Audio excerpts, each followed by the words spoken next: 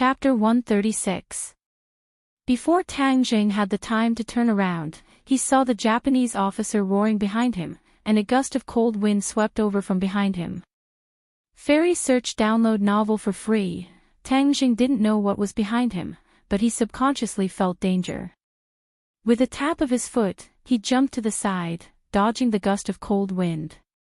He saw a similarly huge body rushing towards the Japanese officer. Kill. So this word came from the mouth of this huge creature, full of grandeur. Tang Jing stared blankly at this huge creature. Hua Xiao's face was ashen, but his face was still intact. He wore a military cap on his head, and his military uniform had already rotted into strips of cloth. However, one could vaguely make out that this was Hua Xiao's military uniform, the Hua Xia soldier who fought against the Japanese in the past. However, it was clear that he had also become an evil spirit, and had become an enemy of the Japanese officer. This was because he charged forward without any regard for his own safety, and the heavy broadsword in his hand fiercely chopped down on the Japanese officer's head. This broadsword was also a real broadsword, not condensed from yin qi. Both sides were tall, and suddenly it was like two giants fighting. Each move was powerful, and the momentum was terrifying. Little brat, these two were sworn enemies when they were alive. After they died, they turned into evil spirits, but they still maintained their nature. That's why they fought to the death. With this helper, your pressure will be much less. Tian Chanzi explained. A sense of admiration arose spontaneously. This Hua Xia officer, in order to protect his country, had fought against the Japanese. After he died, he actually changed into another form to continue fighting against these invaders. This spirit touched him deeply. This was a type of soul, the soul of a soldier, the soul of Hua Xia, a type of soul that would never stop fighting. Battle soul. The battle between the battle soul and the Japanese officer was very intense. Tang Jing couldn't help for the time being, and when the evil spirits saw their leader being attacked, they swarmed towards the battle soul. Stop! Tang Jing gave a loud roar as he raised his sword and blocked in front of the battle soul. The sword's light intertwined to form an impenetrable wall, and any Japanese evil spirits that charged over were immediately killed, turning into strands of black gas that were absorbed by the black sword. The war spirit's crisis was temporarily alleviated, but Tang Jing's hatred for these hateful Japanese evil spirits had seeped into his bones. He turned into a whirlwind and charged into the enemy's camp. His sword flashed, and one head after another flew into the sky. Countless amounts of black chi swirled around the wasteland, and even the black sword could not absorb it all. But Tang Jing couldn't care less. His goal was to kill all the evil Japanese spirits. Only when the last evil Japanese spirit fell under his sword did he let out a sigh of relief. His body was already drenched in sweat. This battle was really satisfying, and it allowed him to vent most of the anger in his heart. The black sword was so excited that it trembled non-stop. The sword hummed incessantly as it continued to absorb the yin qi on the wasteland. It was really a strong yin qi, and its movements were not small. Not long after, it had finished absorbing the yin qi. Tang Jing took a deep breath and calmed himself down. He turned around and looked at the other battlefield. The battle between the battle soul and the Japanese officer had already reached its climax. Both sides seemed to be very familiar with each other's moves and attack patterns. They had probably fought countless times, and had probably been like this for the past few years. However, neither side could really kill the other. When the Japanese officers saw Tang Jing killing the Japanese evil spirits one by one like carrots, he immediately roared in anger. He wanted to come over and help, but he was entangled by the battle soul and could not get away. At this moment, when he saw Tang Jing slaughtering all the Japanese evil spirits, he became even more ferocious. He forced the battle soul back with a slash and then rushed towards Tang Jing. Tang Jing roared and rushed over, directly towards the battle soul's lower body. The battle soul also chased from behind, attacking from the front and back. One from the top and one from the bottom. The two attacks were seamless. Dang! The katana blocked Tang Zheng's black sword. Tang Zheng was bounced back, while the battle soul's large blade fell on the Japanese officer's back. Crash! A large hole opened up, and wisps of black chi came out. The Japanese officer roared, turned around and rushed towards the battle soul.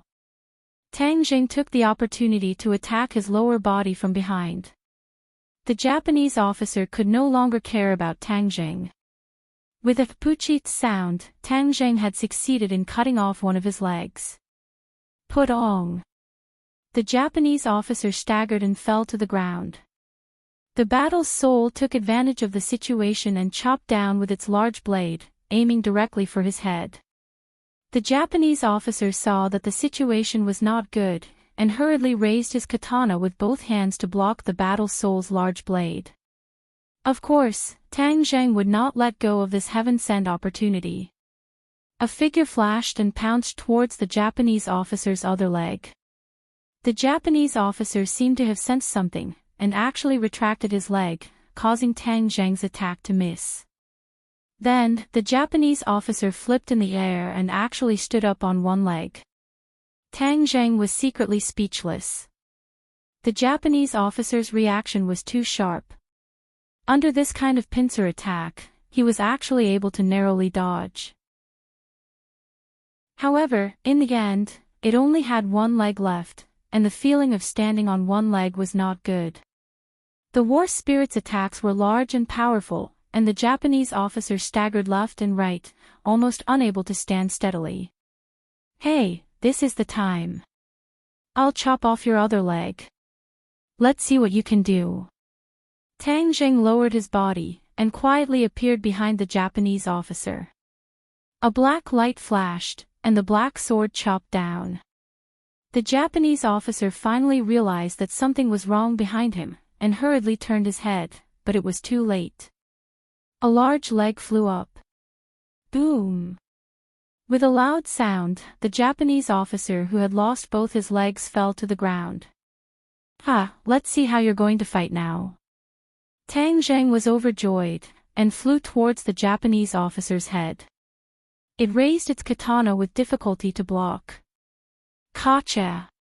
With a crisp sound, the black sword chopped the katana in half.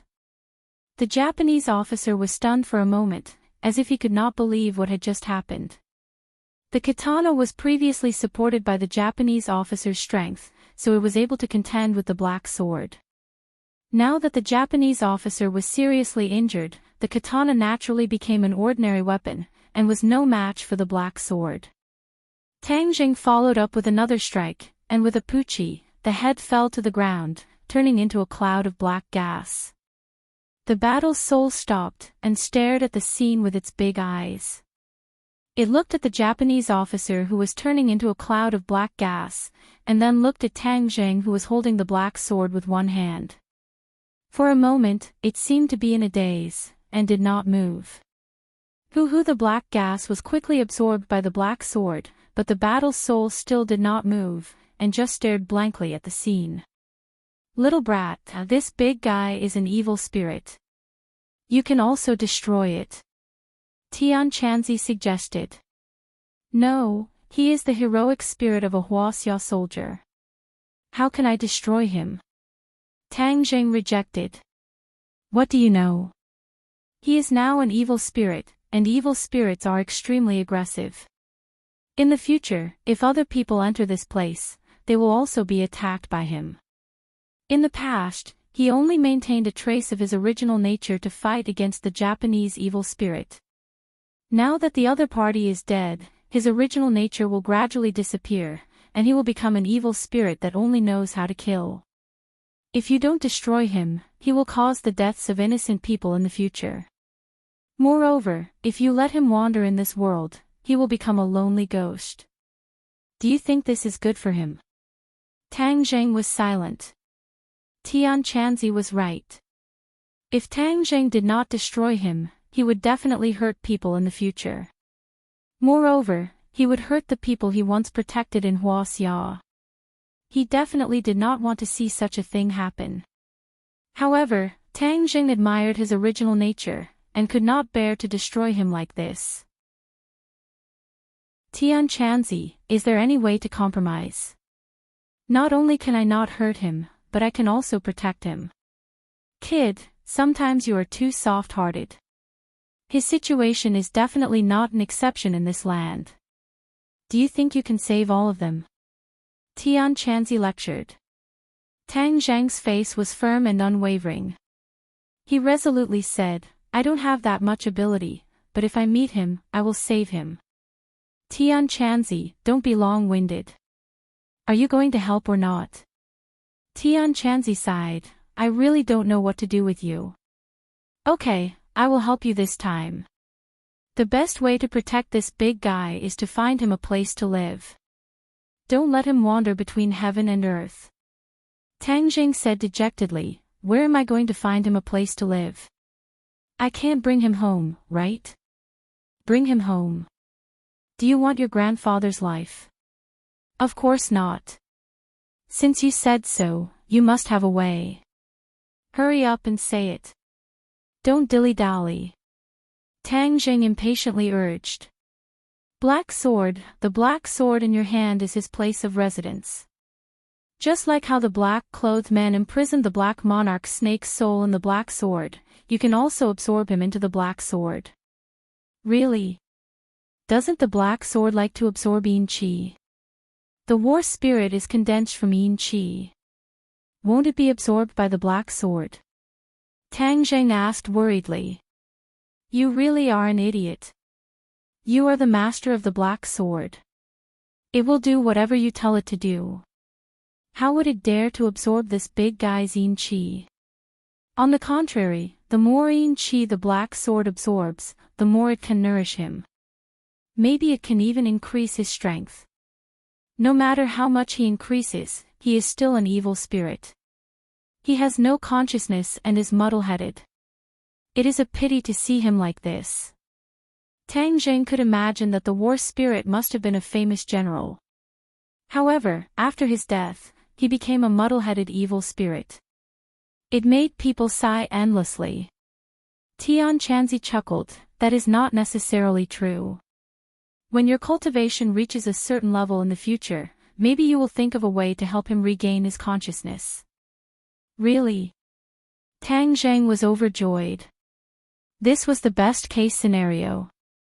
Of course it's true. When have I, Tian Chanzi, ever lied? However, it is useless for you to understand this now. This is a great divine ability. You can comprehend it yourself in the future. Tian Chanzi pretended to be mysterious as he said. If you don't want to say it, then don't say it. However, since there is a way, then I am relieved. Tang Zheng looked at the war spirit and smiled. Unknowingly, the dark clouds in the sky had dissipated and the moonlight shone on the war spirit's body. He stood there alone. His body was tall and indomitable. However, he gave off a strong sense of loneliness. Tang Zheng's heart moved as if he had felt something. His companions have all sacrificed themselves. He is the only one left in this world. This is indeed a great loneliness. No matter, war spirit, I will accompany you in the future. We will fight against the heavens and the earth. Let us continue to fight. Tang Zheng's fighting spirit was ignited and his eyes lit up. Coincidentally, the war spirit lowered his head and looked at each other. A low roar escaped from his mouth, kill. Chapter 137. The word kill was filled with murderous intent, filled with boundless power. A gust of cold wind swept over, rushing towards Tang Jing. Tang Jing narrowed his eyes, looking at the war spirit in astonishment. He saw the war spirit raise the large blade with both hands, chopping down at Tang Jing's head. Hee, little brat, how was it? I was right, evil spirits like to kill. Tian Chanzi said proudly. Tang Jing leaned to the side to avoid the blade. The heavy blade struck the ground, creating a large crack. Tian Chanzi, don't be sarcastic. Hurry up and tell me, how do I absorb the war spirit into the black sword? Tian Chanzi did not want to be enemies with the war spirit, so he quickly moved to avoid the attack. You have to press down on his head, then use a secret technique to control his mind. Only then can you absorb him into the black sword. Tian Chanzi said. My head. Tang Zheng looked at the 3-meter-tall war spirit and shrunk his neck, dodging the blade that swept towards him. Climbing onto his head was not an easy task. After all, the threat of the war spirit's large blade was not small. Okay, you tell me the secret technique first. Tian Chanzi immediately imparted the technique to Tang Jing. Tang Jing felt it, then he tiptoed and soared into the sky. The war spirit's blade slashed down, wanting to split Tang Jing in two. Clang! The blade and sword clashed, and Tang Jing fell heavily to the ground. I don't believe that I can't go up. Tang Jing clenched his teeth and once again rushed up. This time, the war spirit's blade was merciless. Tang Jing did not use the black sword to block, but instead used the tip of his foot to tap on the heavy broadsword. Borrowing the rebounding force of the broadsword, he leapt into the air and dangerously jumped onto Zhan Hun's shoulder. His large hand immediately pressed down on Zhan Hun's head as he used the secret technique. The war soul raised its blade and chopped down on Tang Zheng's head, as if it wasn't afraid of being cut in half. That indomitable aura seemed to want to cut Tang Jing in half. However, Tang Jing acted as if he didn't see it. The chilly wind blew in his face, but he remained calm and collected, concentrating on executing the secret technique. Suddenly, the large blade stopped, and the ferocious light in the war spirit's eyes gradually dissipated. Collect! Tang Zheng let out a low shout. The black sword glowed brightly under the bright moonlight. Whoosh! The war soul's huge body twisted, and in an instant, it turned into a cloud of black gas and flew into the black sword. With a clang, the war soul's large blade fell to the ground and broke into pieces. Without the support of the battle soul, the blade had finally completed its historical mission. Tang Jing landed firmly on the ground and let out a sigh of relief. He patted Black Sword and said, "Battle soul, from now on you will be by my side. We will fight side by side." Wang. Black Sword trembled, not knowing if it was Black Sword or the War Soul responding to him. Black Sword, from now on you and the War Soul will become one. I will bestow upon you a name. From now on, you are the War Soul, and the War Soul is you. The sword's cry soared into the sky. From this moment on, Black Sword had a new name, War Soul. Black Sword seemed to have sensed something, and with a flash of black light, Tang Jing saw two words near the sword's hilt, War Soul. Tang Jing smiled in satisfaction, and raised his head to look at the wasteland. In the future, without these evil spirits, maybe after a while, this piece of land would be used to build high-rise buildings. He could be considered to have removed a huge threat for ordinary balance. His gaze subconsciously looked towards the road, and under the moonlight, he could faintly see a few corpses crawling on the ground. He shook his head without pity. When he heard the series of screams, he didn't make a move because Scarface and his gang wanted to kill him, and he wasn't so kind as to save them. After all, he was someone who abhorred evil. Clap, clap, clap. Suddenly, a series of applause sounded, and it was especially clear and piercing in the silent night. Tang Zheng's relaxed nerves suddenly tensed up, and he looked towards the direction of the sound with vigilance. He saw a person standing under the moonlight, and he didn't know how long he had been hiding there. Tang Zheng was so focused on fighting that he didn't notice him at all. Wonderful, wonderful. The applause disappeared, and an old voice sounded. This voice was like a low whisper, but it reached Tang Zheng's ears without missing a word. Tang Zheng held the War Soul tightly, and raised his guard. He had used up a lot of energy in the battle just now, and if the other party was an enemy, then he would be in trouble. Who are you? The other party didn't answer, but walked directly towards Tang Jing. His steps were small, but the distance of tens of meters was covered in an instant. Tang Zheng's pupils shrank, and he became more vigilant. Kid, this is the shrinking earth technique, this person is not simple. Tian Chanzi reminded. Shrinking earth technique, why haven't I heard you mention it before? Tang Zheng asked suspiciously. There are so many techniques in this world, how can I tell you all of them? In short, remember, I feel that this person is not a good person, so if there is a situation, run for your life. You are not his opponent. Tian Chanzi had never been so vigilant, and this showed that the situation was really not optimistic. It's been a long time since I've seen such a big battle, it's really an eye-opener. The person stood 3 meters away from Tang Jing, and stared at him closely. Tang Jing was finally able to clearly see the other party's appearance. It was an old man dressed in black, as if he was one with the night. He had a white beard and a pair of eyes that were like those of an eagle, bright and sharp, with a kind of soul-stirring magic. I've been looking for people like me, and I didn't expect that this ordinary balance trip would finally come true. The other party continued to say. Same kind of people. Tang Jing frowned, and his heart moved. Are you a cultivator? Of course. The old man raised his neck, and seemed somewhat arrogant. This was the second cultivator that Tang Jing had encountered, and it was not a good thing for cultivators to appear in his world one after another, because he was still too weak. Then I don't know what you want. Tang Jing asked. Previously, I found that the qi between heaven and earth was chaotic, and the yin qi was rich, so I came to take a look. I didn't expect to see you, this is really the will of heaven. Tang Jing suddenly realized that the battle here had disturbed the qi between heaven and earth, and attracted the other party. Of course, ordinary people would not be aware of the changes in the qi between heaven and earth, but cultivators absorbed the qi of heaven and earth into their body and transformed it into true qi, so they were particularly sensitive to the changes in the qi between heaven and earth. I came to ordinary balance to look for you, and I accidentally saw you, you say, is this not the will of heaven?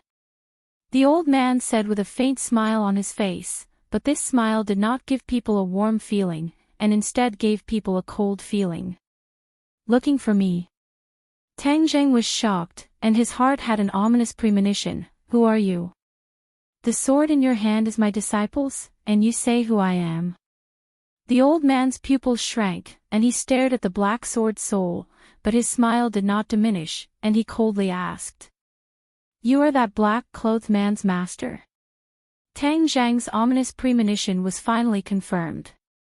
Hey, it seems that you have not forgotten my disciple, and I am his master, Daoist Tianji. Seeing your performance tonight, it is normal for him to die in your hands, but as his master, of course I will take revenge for him. The old man said slowly. Daoist Tianji, TSK, this person really dares to use this name. Truly, the ignorant are fearless, with such little strength he dares to call himself Daoist Tianji. Tian Chanzi snorted. Tang Jing did not pay attention to Tian Chanzi's ridicule, and instead raised his spirits and asked, Then what do you want? You killed my disciple, so of course I will kill you, but it is really a pity, it is so hard to find someone of the same kind, and I have to kill you like this, the future days will be very boring. Daoist Tianji sighed. You have never seen other cultivators? Daoist Tianji regretfully shook his head. Now is the world of martial artists, and cultivators are withered, as rare as phoenix feathers and unicorn horns. Wanting to find a cultivator is easier said than done. I once suspected that there were no more cultivators.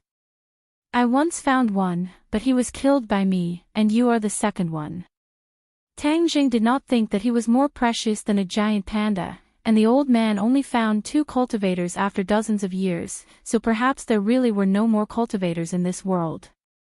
Bullshit, how could there be no more cultivators? The strength of cultivators is beyond your imagination. How could they disappear so easily? Even if it was in the competition between martial artists and cultivators back then, it would be impossible to eliminate all of the cultivators, absolutely impossible. The heaven monk had already retorted angrily. Tang Zheng's heart moved. After thousands of years, the sea has turned into mulberry fields, and anything is possible. Absolutely impossible, don't listen to his nonsense. He is just a small cultivator at the first grade of the foundation establishment stage, yet he dares to say that there are no more cultivators in this world. How preposterous, he is simply a frog at the bottom of a well. Heaven monk continued to criticize. Tang Zheng decided to temporarily throw this question to the back of his mind, and think about it later. Right now, he had to deal with this first-grade foundation establishment Daoist Jinji. Tang Zheng was a 6th grade refining Qi, and there was a difference of 4 grades between him and the opponent. This was not a small gap, and he had just experienced a great battle, while the opponent was waiting for him to tire himself out, so there was no way to fight this battle. Daoist Tianji saw that Tang Zheng did not say a word, so he continued to talk. So I am very curious how you became a cultivator. Since we are the same kind of people, why not share this secret? After all, other people do not understand our world, otherwise after I kill you, no one will know this secret, and it will not be passed down. Wouldn't that be a pity? After saying 1,000 words, Daoist Tianji still wanted to pry into Tang Zheng's secret. Since there were so few cultivators in this world, and he finally met one, he would spare no effort to pry into the other's secret. Because of this, he was not in a rush to make a move, as he had already seen that Tang Zheng was a 6th grade refining Qi, and he was confident that he could easily defeat him. No comment. Tang Zheng coldly refused. Ha, young and impetuous, you are quite similar to my disciple, but I do not like this kind of temper, because what I want to know, what I want to do, no one can stop me. That year, that cultivator wanted to stop me, and was killed by me. Daoist Tianji's tone gradually turned cold, and the smile on his face also disappeared. Originally, I wanted to let you live for a bit longer, so that we could chat a bit more. You should know that people like us are very lonely, but it seems that you do not have this honor. Once I take you down, I will naturally have a way to find out everything about you. As his voice fell, killing intent filled the sky. Chapter 138. A sword appeared in Daoist Tianji's hand. It glinted with a cold light as it rapidly pierced towards Tang Zheng. The 3-meter distance was closed in an instant, and the powerful pressure caused people to involuntarily gasp for breath. Tang Zheng raised his sword to block. Ding-dang clash with Tang Zheng and Daoist Tianji was forced back several meters. It could be seen just how powerful Daoist Tianji was. Young man, you are not my opponent. Just give up. Daoist Tianji said with satisfaction. Tang Zheng coldly snorted and used the transcendent flying immortal. The nimble sword technique caused Daoist Tianji's eyes to light up. Good sword technique. Young man, you actually have such an exquisite sword technique. This is truly unexpected. Ha, this is an unexpected gain. Daoist Tianji was clearly envious of the transcendent flying immortal. This kind of exquisite sword technique in your hands is a waste of a heavenly treasure. Then you should bring it to greater heights for me. Daoist Tianji's attacks were like a storm, causing the pressure on Tang Zheng to increase. Young man, quickly run. You are not his opponent, so why are you tangling with him? Tian Chanzi anxiously said. But how can I escape? His attacks are surrounding me from all sides, so there is no way to escape. Tang Zheng did not think that the opponent's attacks would have such terrifying power. It was completely different from the level of the black-clothed man from before. This was the difference in cultivation. It was simply impossible to surmount the heavenly moat. True fire. If you use true fire to attack, you will definitely be able to catch him off guard. As long as you can distract him, then you can escape. Tian Chanzi reminded. Tang Zheng moved and stabbed out with his sword. Daoist Tianji laughed loudly. This little bit of attack is simply too weak. He raised his sword to meet the attack. The swords intersected, creating intense sparks. Tang Zheng's hand went past the sword and grabbed at Daoist Tianji. Daoist Tianji saw this and disdained it. He also stretched out his hand as if he wanted to grab Tang Zheng. His movements were faster and fiercer than Tang Zheng's. In a flash, he grabbed Tang Zheng's hand and laughed. "Young man, you've lost. You can't escape." Tang Zheng's eyes turned cold as the corners of his mouth curled up into a sneer. "Not necessarily." Boom! A faint purple flame shot up from his hand and quickly spread to Daoist Tianji's hand. "What is this?" "True fire." Daoist Tianji jumped in fright before disdainfully saying, "You want to use true fire to hurt me? What a joke." However, this was clearly not a joke. As soon as he finished speaking, his calm and collected expression finally changed. He shrieked, "How is this possible? How can this true fire hurt me?" The true fire could indeed injure him. The true fire quickly spread from his arm to the rest of his body, almost turning him into a flaming man. Normally, even if a cultivator's true fire was attached to another cultivator's body, as long as the other party used their cultivation to block off the true fire would not be a problem and would not be able to hurt the other party. Daoist Tianji also wanted to do this, but after he used his cultivation, he found that he could not block off the true fire. Moreover, the true fire was quickly spreading through his body as if it wanted to burn him from the outside to the inside. Immediately, he was scared out of his wits. This strange phenomenon made him realize the danger. He shouted in disbelief, "How did you do it?" Tang Zheng did not have the heart to reply. Taking advantage of Daoist Tianji's release of his hand, Tang Zheng took the opportunity to send a palm over. Pang! Daoist Tianji's chest was imprinted with a palm print. His black clothes were instantly burned away, revealing his bare chest. Moreover, the true fire was still drilling into his skin. "Now is the time. Quickly run," Tian Chanzi urged.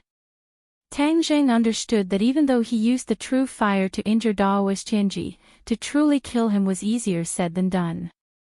Therefore, Tang Zheng did not chase after him and instead turned to run. "Stop! I will cut your corpse into 10,000 pieces." Daoist Tianji crazily roared. He did not care about the injuries from the true fire as he chased after him. The power of spatial bending was displayed. Tang Zheng had already run over 1,000 meters when Daoist Tianji suddenly caught up to him. Tang Zheng jumped in fright. He turned around and sent out a palm full of true fire. Daoist Tianji subconsciously dodged and Tang Zheng took the opportunity to quickly escape. Daoist Tianji angrily roared, "Stop!" He once again used spatial bending to give chase. This repeated until the two of them reached the city center.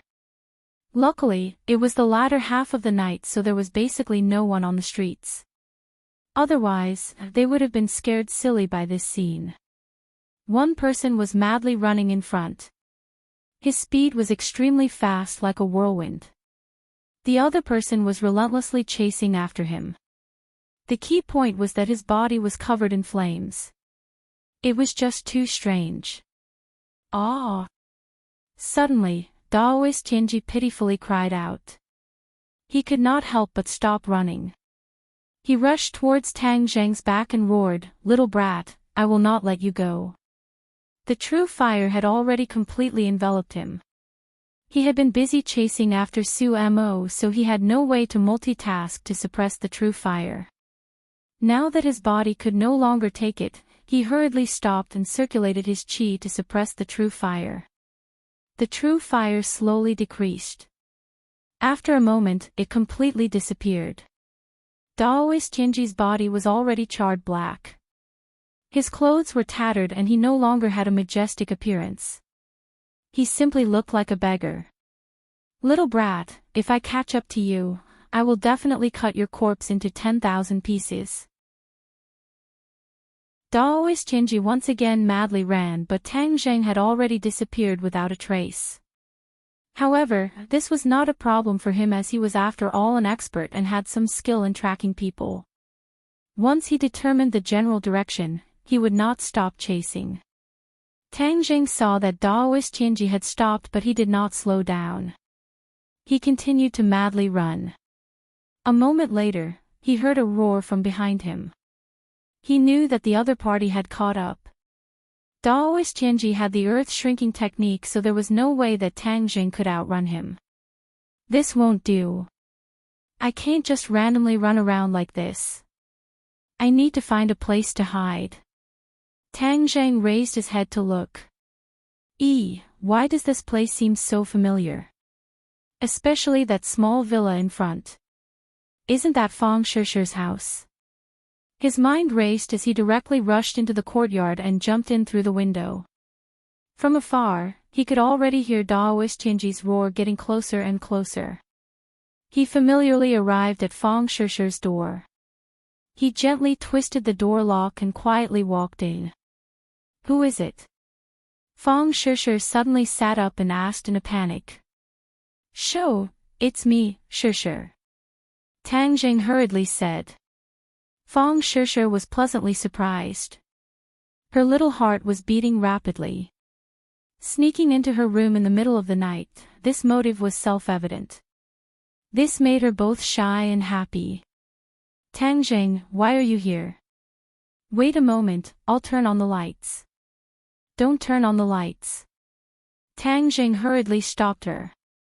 Okay. Fang Shishi did not ask any more questions as she rushed off the bed and threw herself into Tang Zheng's embrace. Why did you sneak into my house? Someone is chasing me. Listen, there's someone shouting outside. Tang Zheng reminded. Fang Shishi was slightly disappointed. She originally thought that he came specifically to find her but was chased by someone. But hearing that he was being chased, she was still worried. She hurriedly said, Who is chasing you? I'll go chase this bad guy away. Don't. I'm not his match and you're even less of a match. We can't make a sound, otherwise it'll be bad if he finds out. There were so many houses here that Daoist Jinji couldn't possibly search each house one by one. Moreover, his shouting had already attracted attention. Many of the owners had already been woken up. In this kind of high-class villa district, there was no lack of patrolling security. Seeing this shabbily dressed fellow, they quickly ran over to stop him so that he wouldn't disturb the residents' dreams. How could these normal security guards be Daoist Jinji's match, so they were all flipped over. The more clever ones had already called the police. Daoist Jinji was caught in the middle of a war between the people, so he couldn't find any trace of Tang Zheng. Hearing the noise outside grow louder and louder, Fang Shishi said, Let's hide on the bed. That bad guy definitely won't be able to find us. Okay. Tang Zheng hugged her and climbed onto the bed in the darkness. Fang Shishi obediently laid in his embrace. Who is the bad guy? A great demon who kills without batting an eye. Fang Shishi's delicate body trembled. Her hands couldn't help but hug his waist tightly. Then isn't he very powerful? Yes, he's more powerful than me. But as long as we're careful, he won't be able to find us and I'll be safe. If you hide in my house, he definitely won't be able to find us. Tang Zheng hugged his girlfriend and listened attentively to the movements outside. It seemed like there was already an alarm going off. It seems like the police should be here soon.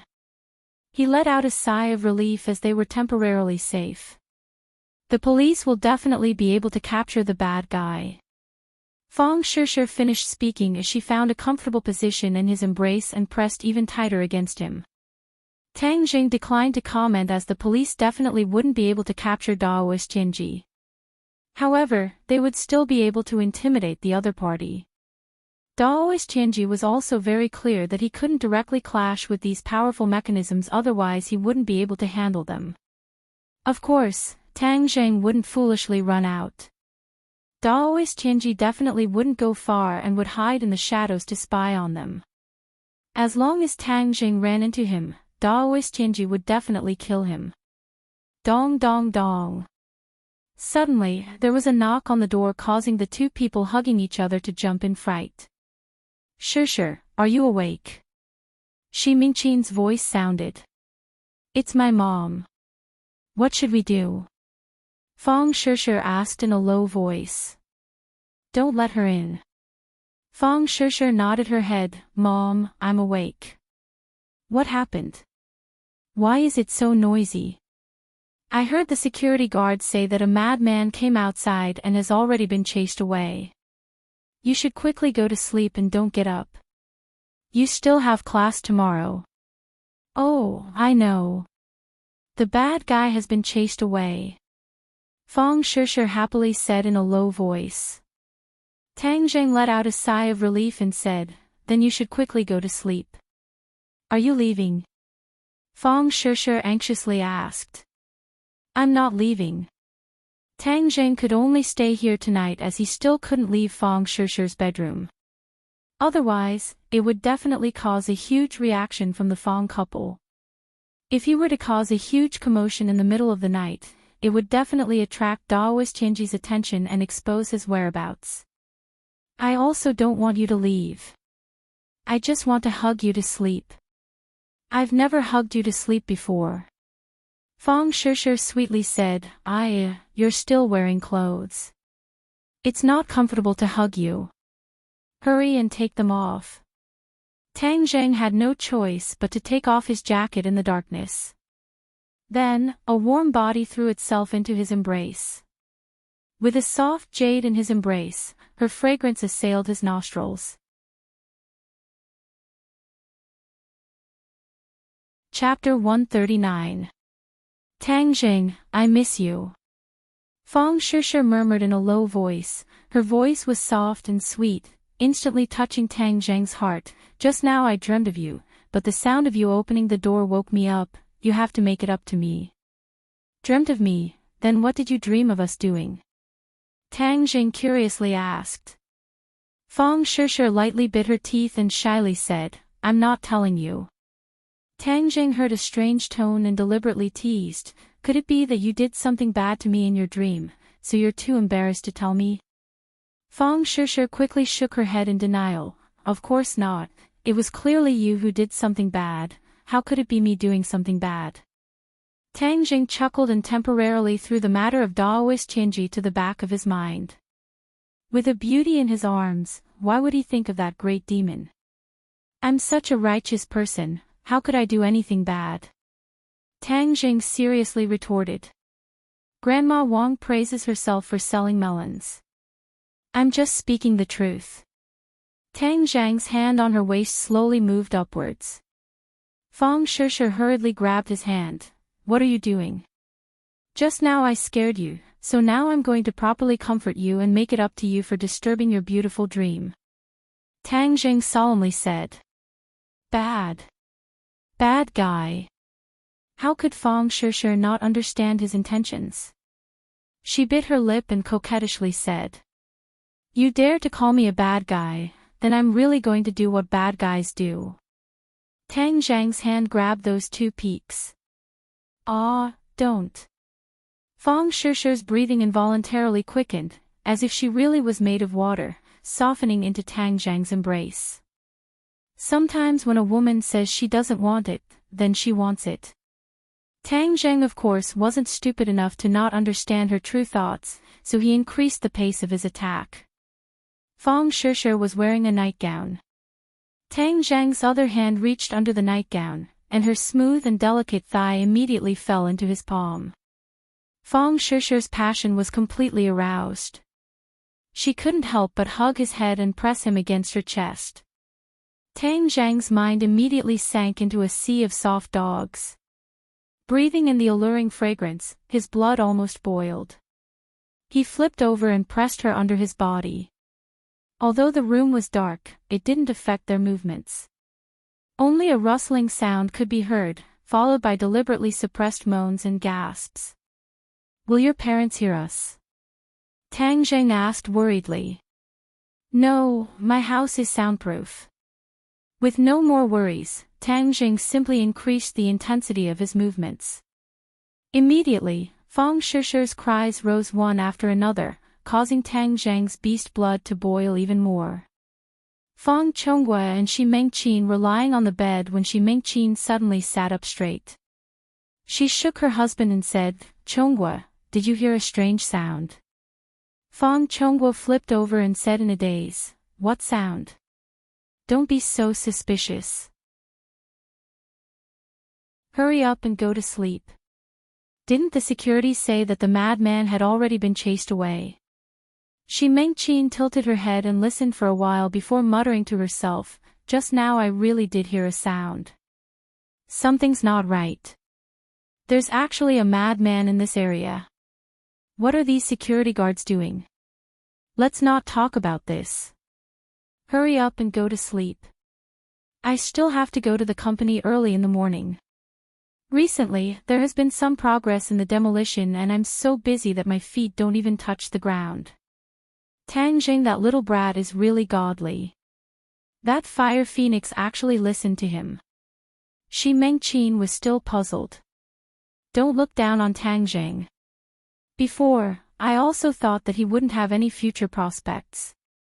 But now that I've come into contact with him, I feel that I can't see through him." "How old is he?" 18 years old. 18 years old and he already has this kind of strength. Think about it, what were you doing when you were 18 years old? Fang Chonggua's interest was aroused by the topic of Tang Zheng. He felt that there was a need to give his wife a serious warning in order to avoid the kind of conflict from before. "I was studying when I was 18. Right, he was also studying. But other than studying, he was also able to make this kind of big shot in the underworld deliberately try to rope him in. Moreover, think about it, his family simply couldn't give him any resources. Yet he has this kind of strength. Tell me, how much potential does he have?" Fang Chonghua analyzed. Shi Mengqin pondered for a moment and felt ashamed. This little brat is really strange. However, that girl Shishi seems to have steeled her heart to follow him. "Hey, this shows that our daughter's eyes are better than yours. Nowadays, there are so many men. To find one that is both pleasing and has strength is extremely difficult. Our daughter's eyes are good and her luck is also good. Hang, why do you make that little brat sound so good? Our daughter is also not bad. However, I still have to keep a close eye on them. Right now, the two of them are so passionate. If they do anything out of the ordinary, then Shishi will suffer a big loss." Shi Mengqin said with worry. Fang Chonghua nodded his head. This point indeed needs to be taken note of. However, you shouldn't interfere too much. Otherwise, it will backfire.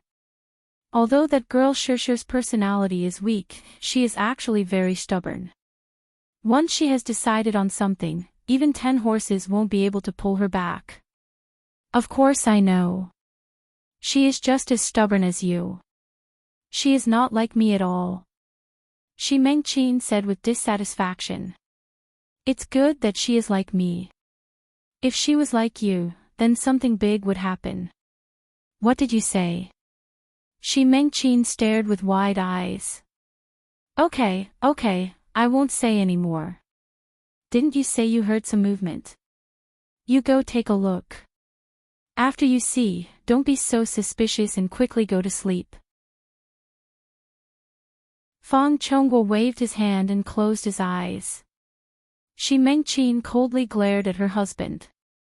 Then, she put on a jacket and walked out. Looking around, she didn't find anything suspicious. Then, she walked to Fang Shishi's door. "Shishi, are you asleep yet?" The two people in the room were in the final stages of their sprint. However, they were frightened by this voice and suddenly stopped. The two people faced each other. Even in the darkness, they could feel the other person's strange and panicked expression. "Why did your mom come back?"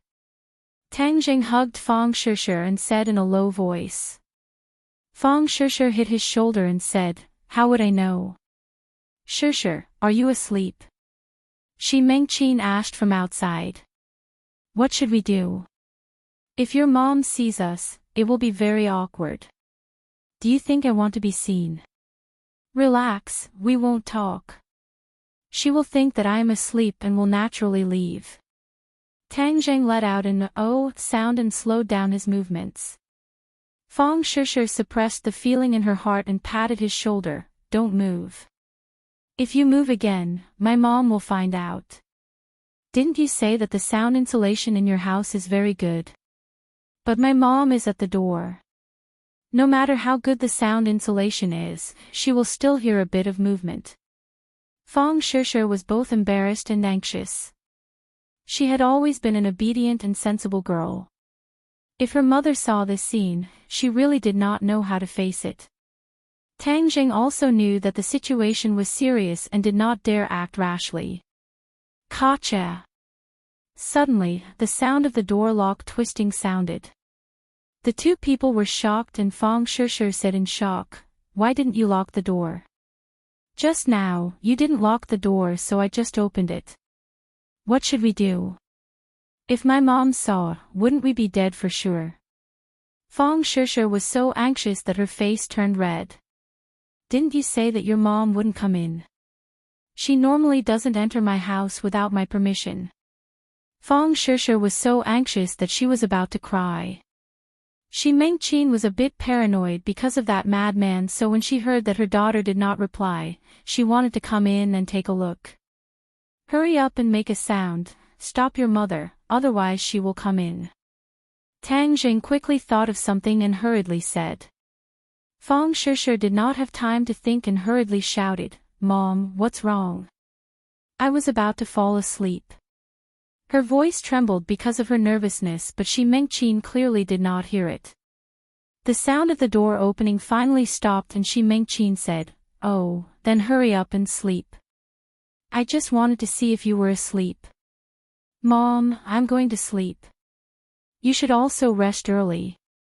"Then I'm going back to sleep." "Who?" The two people let out a sigh of relief at the same time. They looked at each other and almost could not help but laugh. This kind of experience was too exciting. "It's all your fault. You almost made me lose face," Fang Shishir coquettishly said. "I also didn't know that your mom would come back." Tang Jing felt very innocent. "Hurry up and lock the door. Don't wait for her to come back. That would be troublesome." Fang Shishir pointed at the door and warned. "Okay, I'll go lock the door." Tang Jing hurriedly got off the bed and carefully locked the door before leaping towards the bed. "Be careful and hurry up. You were interrupted just now. So annoying. Yeah, your mom really doesn't want me to have a good time. This will scare people into impotence. Let me touch it." Fang Shishir naughtily stretched out her hand. "How am I impotent? Hang, liar. I have such a beautiful girlfriend and yet I'm impotent. Then wouldn't it be too much of a loss for me? Let's continue." Tang Zheng leaped forward and the room rang out again. "Lower your voice. I suspect that just now it was your mom who heard something. Then slow down a bit." The two people in this kind of darkness felt both warm and a little worried. It was incomparably exciting and extremely erotic. It could be said that this was the most wonderful moment of life. But there were some people who were not so wonderful. Daoist Tianji was hiding in a corner, looking at the rows of villas and the dozens of police officers. Just now he had injured quite a few security guards. Adding on the fact that this was a villa district, the people who lived here were either rich or noble, so the police did not dare to be negligent. Without catching the real culprit, they did not dare to leave. They formed patrol teams in 2s and 3s to search the area, making it impossible for Daoist Tianji to get close. Daoist Tianji had never felt so vexed before. He was burned into a beggar by a little brat and was even chased by the police. This was really bad luck. But he did not intend to give up. Besides wanting to take revenge for his disciple, the more important reason was because of Tang Zheng's strange behavior. That exquisite sword technique and that strange true fire, he wanted to understand what was going on. He subconsciously felt that Tang Zheng's body must have a huge secret. If he knew this secret, then there would be great benefits. So, he definitely could not let Tang Zheng go. He did not even blink as he stared at the Tang Zheng who could appear at any time. The sky gradually turned white. Daoist Tianji had waited for an entire night but did not even see half of Tang Zheng's shadow. He could not help but feel disappointed and angry. Even if I have to dig 3 feet into the ground, I will still find him. He clenched his teeth and fiercely said to himself, "Men, this madman is here. Quickly catch him." Suddenly, a policeman saw Daoist Tianji and hurriedly shouted. A large wave of policemen swarmed over. Chapter 140. Early in the morning, the air was fresh and the flowers were fragrant. Tang Zheng stretched and found that Fang Shishir was still sleeping. Her face was filled with a satisfied and happy smile, which was exceptionally beautiful. Last night, the two of them were very busy and only fell asleep in the middle of the night. Besides the last time they had intimate contact at Tang Zheng's new home, this was only the second time, so they didn't stop there. Instead, it was as fierce as a storm. Fang Shishir seemed to have adapted to him. She was immersed in this wonderful feeling and kept taking. Fortunately, Tang Zheng's stamina was strong enough. Of course, he completely conquered her, not only her heart, but also her body. Tang Zheng was used to waking up early. Although he slept very late and consumed a lot of energy, his body was different from ordinary people. He didn't feel uncomfortable at all. Instead, he was in high spirits. He also absorbed a lot of purine energy last night, so he wasn't in danger of exploding for a while. Fang Shishir's delicate face was flushed red, and her eyelashes suddenly blinked. Tang Zheng saw it and knew that she was already awake and was just pretending to be asleep, so he deliberately stretched his hand under the blanket and grabbed onto the softness that refreshed his heart. Her body trembled slightly. Although the two of them were very intimate, her body was still sensitive. Tang Zheng's gentle touch could make her heart tremble. Seeing that she was still pretending to be asleep, Tang Zheng simply increased the strength of his movements. "Ah!" Fang Shishir finally couldn't help but cry out softly. She opened her eyes and said coquettishly, "Doing bad things so early in the morning. You're asking for a beating. Last night, it seemed that someone liked my naughtiness very much and wanted me to be even naughtier." Tang Zheng's mouth slightly curved and said with a naughty smile. "Don't say it, don't say it." Fang Shishir hurriedly sat up and covered Tang Zheng's mouth. The quilt slipped down to her waist, and the alluring scenery of her upper body was exposed. Tang Zheng's claws were still on it. "You're exposed." Tang Zheng raised his eyebrows and joked. "Humph, I won't let you see." Fang Shishir grabbed the quilt and broke free from Tang Zheng's evil clutches, covering the seductive scene. "I looked at it for a long time last night. I already know what it looks like. I can imagine it even without looking. You, bad egg." Fang Shishir's face was as red as a peach blossom. Her eyes looked like they were about to drip water. "Shishir, wake up and eat breakfast. I'll send you to school in a bit." Shi Mengqin called from outside the door. "Okay, Mom, I'll be down soon." "Quickly get up and put on your clothes," Fang Shishir urged. "Do you want me to help you put it on?" Tang Zheng volunteered. Fang Shishir glared at him and said, "I don't want it. You only know how to be naughty. You only know how to take off people's clothes." The two of them put on their clothes and washed up. When they walked to the door, Fang Shishir stopped and turned her head to look at Tang Jing. She embarrassedly said, "What if my parents see you?" Tang Jing shrugged his shoulders, not afraid in the slightest. In any case, they will find out sooner or later. It is better to find out sooner rather than later. Moreover, in the future it will be convenient for us to be together openly. I'll let you off easy. Fang Shishir wrinkled her nose, looking extremely cute. With a creak, the door opened. The two of them held hands and walked up the winding staircase to the dining room. In the dining room, Fang Chonghua and Shi Mengqin were originally talking when they suddenly raised their heads and saw this scene. They simultaneously stopped and stared dumbfoundedly at the two of them. A trace of shyness flashed across Fang Shishir's face, but she did not let go of Tang Zhang's hand. Instead, she gathered her courage and naturally walked over with Tang Zhang. "Uncle, Auntie, good morning." Tang Jing discovered that his face was becoming thicker and thicker. He was not flustered in the slightest, as if nothing had happened. On the contrary, Fang Shishir bashfully lowered her head, not daring to look at her parents.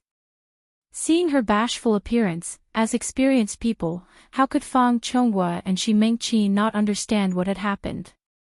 They tacitly looked at each other and couldn't help but think of last night's topic. Didn't they plan on repeatedly reminding Fang Shishir about that kind of thing? But after only one night, it was already too late. Heavens, the two of them were about to collapse. This matter came too suddenly. Even the usually calm and collected Fang Chonghua's expression changed. Shi Mengqin glared at Fang Shishir and was about to flip out when Fang Chonghua saw that the situation was not good and hurriedly grabbed her hand. The matter had already happened, so flipping out would not help and would instead make the situation worse. It seems that his daughter had truly grown up. Fang Chonghua inwardly sighed. But last night when they went to sleep, Tang Zhang was clearly not in his home. How could he be standing in front of them now? However, this was not a problem for them, as they automatically imagined Tang Zhang and Fang Shishir infiltrating their home. Shi Mengqin also suddenly remembered the strange sound she heard last night. It was definitely made by these two, and she had almost opened the door and bumped into them. She was both a bit angry and a bit happy. After all, bumping into this kind of thing was too embarrassing. "Shishir, come here and sit down." Shi Mengqin forcefully suppressed her anger and unhappily said. Fang Shishir obediently went over and sat down, pulling Tang Jing to sit beside her. Fang Chonghua ordered the servants to add another set of chopsticks as his gaze fell on Tang Zhang's face. 4 pairs of eyes met. Seeing Fang Chonghua's complicated expression, Tang Jing lightly coughed and calmly said, "Uncle Fang, how are things going with the demolition?" Fang Chonghua inwardly sighed. If it was him, he would definitely not be able to have such a calm and collected appearance. This Tang Zhang was truly not simple. But in this situation, he obviously could not give Tang Jing too much face. Otherwise, he would not let this little brat take a mile after taking an inch. Therefore, Fang Chonghua did his best to make his expression serious and not appear angry as he solemnly said, "The demolition has already begun. Boss whose company truly lives up to its name." "That's good." Tang Jing nodded his head and began to eat. Tang Jing felt that he had to admire his own courage and determination. If it was before, he would definitely have a guilty conscience. But now that he had dealt with so many strange things, this situation did not make him feel guilty at all. Seeing the calm and collected Tang Jing, Shi Mengqin fiercely glared at him. Then, she pulled Fang Shishir, who had almost finished eating, and said, "Follow me." Fang Shishir reluctantly looked at Tang Jing. Seeing Tang Zhang's encouraging gaze, she slightly nodded her head and followed her mother into a room. "Stand properly." Shi Mengqin crossed her arms and began to criticize. Fang Shishir pouted her lips and complained, "Mom, what are you doing?" "I'm still eating breakfast." "What are you eating?" You still have the mood to eat. Look at what you've done. Shi Mengqin was unable to restrain her anger as she tried her best to control her voice so that it would not spread to the dining room. Fang Shishir took a deep breath. She had already anticipated her mother's anger, so she tried her best to speak in a calm tone. I know what I'm doing. I think you don't even know what you're doing. You're still students, how can you be like this?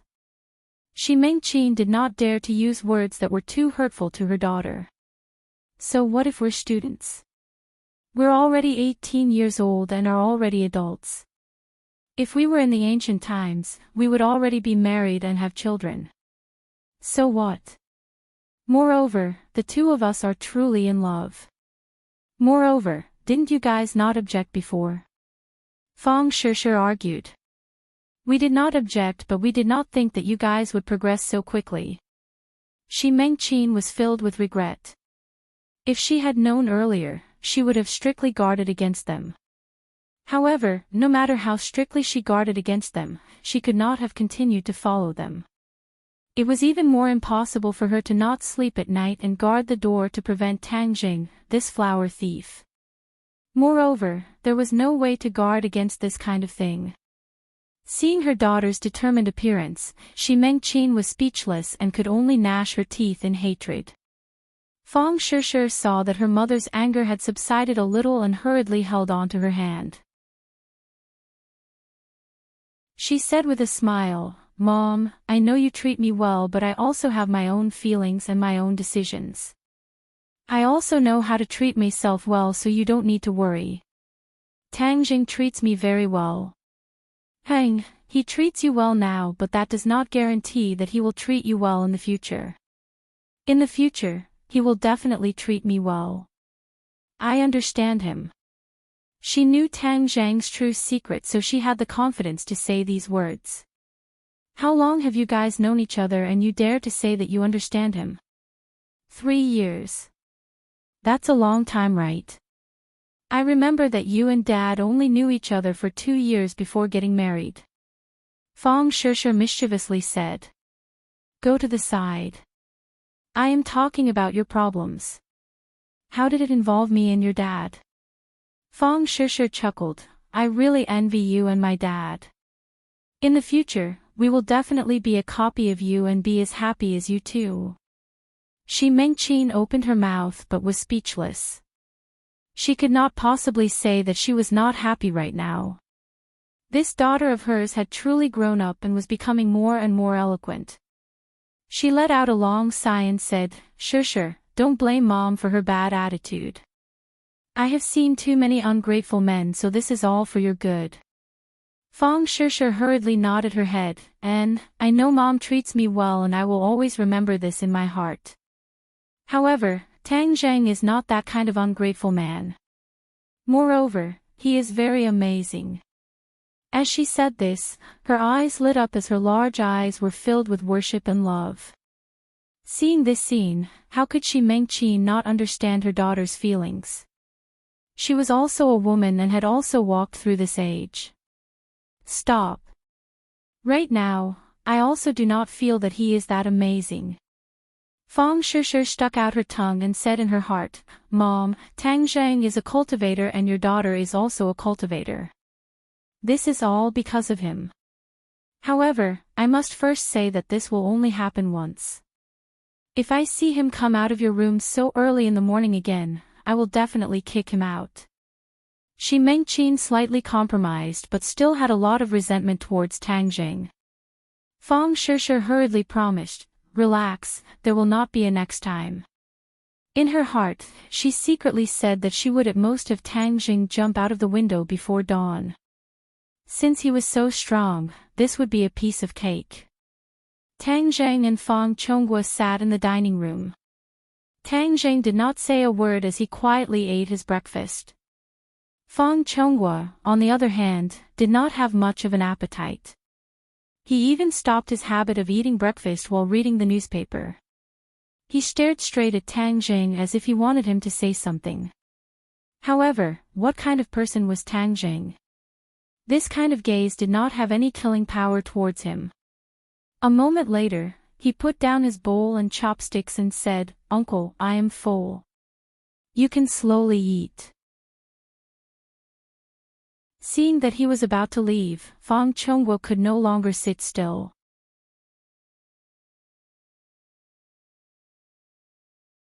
Chapter 141. Tang Jing, wait a moment.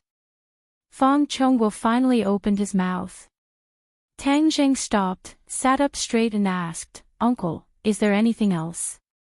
Fang Chongguo wanted to say something but hesitated. "You and Shishir," Tang Jing seriously said, "Uncle, perhaps this is a bit sudden for you, but I must solemnly declare that Shishir and I truly like each other. If we truly want to be together, there is no difficulty that can stop us." Tang Zhang's attitude was somewhat unyielding. If it was someone else, they would have been kicked out by his father-in-law, but Tang Zhang's words were as it should be. If he were to show weakness, it would not be inconceivable. This was Tang Zhang's current imposing manner. Fang Chongguo waved his hand and said, "I'm not trying to stop you, but you're still students after all, and you're sprinting for the college entrance exam. You can't be distracted by other things and ruin all your hard work over the years. Do you understand what I mean?" "I understand. Shishir's grades are very good and I believe that she will be able to get good grades. I also have confidence that I will be able to get good grades." Tang Zheng's voice was sonorous and powerful, making it impossible for anyone to doubt him. But Fang Chongguo was a board member of the school, so of course he knew about Tang Zheng's poor grades, so he tactfully reminded him, "It is good that you have confidence, but you cannot relax in your studies. I am not worried about Shishir's grades, but you, the school's last place wanting to get into a good university was nothing more than a daydream." Fang Chongguo did not say this as even though he knew that Tang Zheng was outstanding in other areas, he did not have much confidence in his studies. "Uncle, I will get first place in the college entrance exam," Tang Zheng firmly said. "What, first place in the school?" Fang Chongguo felt that he might have misheard. Could it be that he was referring to last place? "Uncle, you did not mishear. I will get first place in the school and enter a good university," Tang Zheng repeated. Fang Chongguo finally knew that he did not mishear, but was this really possible? Shi Mingqin and Fang Shishir walked out and coincidentally heard these words. Shi Mingqin's eyes widened in disbelief. Wasn't he afraid of biting his tongue by saying such big words? Unexpectedly, Fang Shishir walked over and held his hand. They looked at each other and smiled. She also said firmly, "I believe you." Fang Chongguo and Shi Mingqin looked at each other, not understanding where Tang Zheng's confidence came from. Furthermore, Fang Shishir believed in him so much, as if she was possessed. Tang Zheng didn't need to explain too much, so he lightly said, "I also made a bet with the school's Wu Zuihong.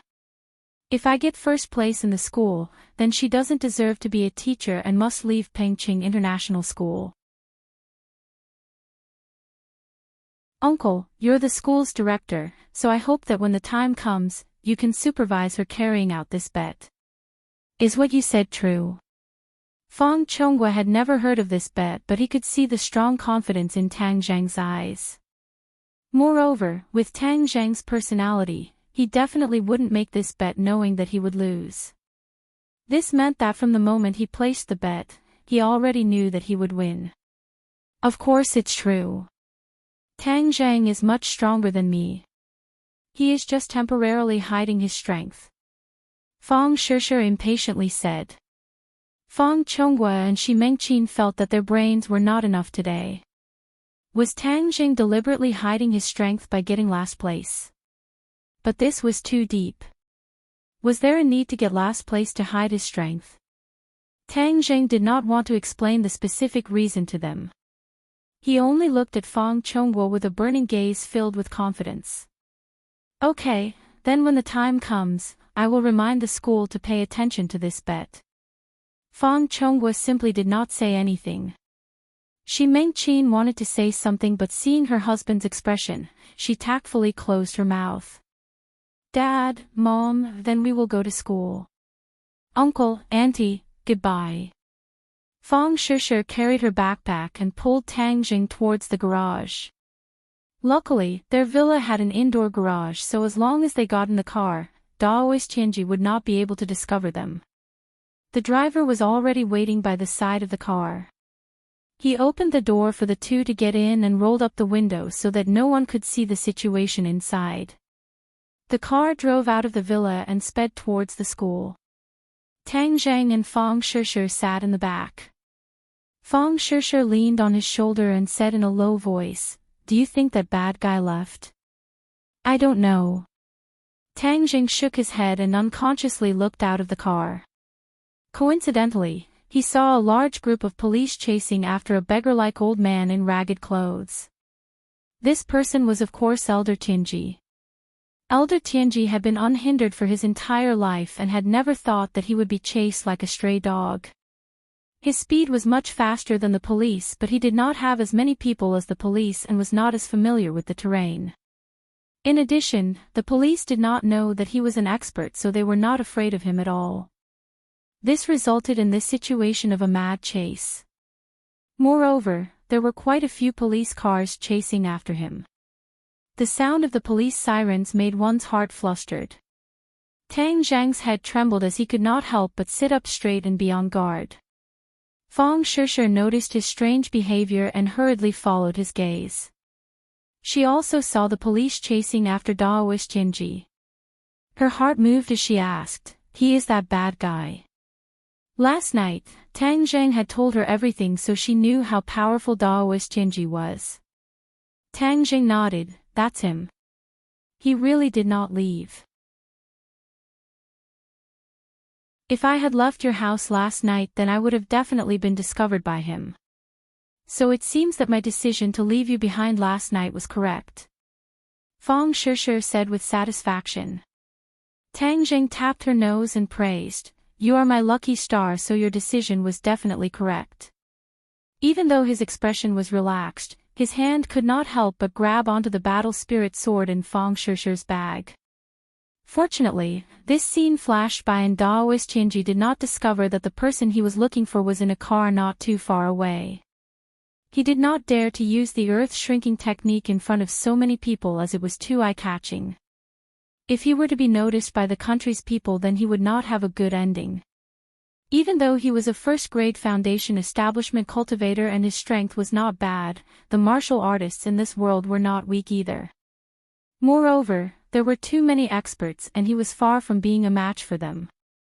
So he could only madly run and hope that he could quickly get rid of this group of damned police. Not long after, the police and police cars disappeared from Tang Zhang's sight. The two people safely arrived at the school and Tang Zhang's heart finally relaxed as he focused on class. However, there was someone who was unable to concentrate, and Hoodlum was restlessly pacing around the large office. Hoodlum had a tall stature and his muscles were bulging. The veins on his arms were bulging like green pythons coiling around his muscles. His eyes revealed an ominous glint as his heart was in turmoil. The people he had sent to assassinate Tang Zhang last night could not be contacted. It was just to get rid of a high school student.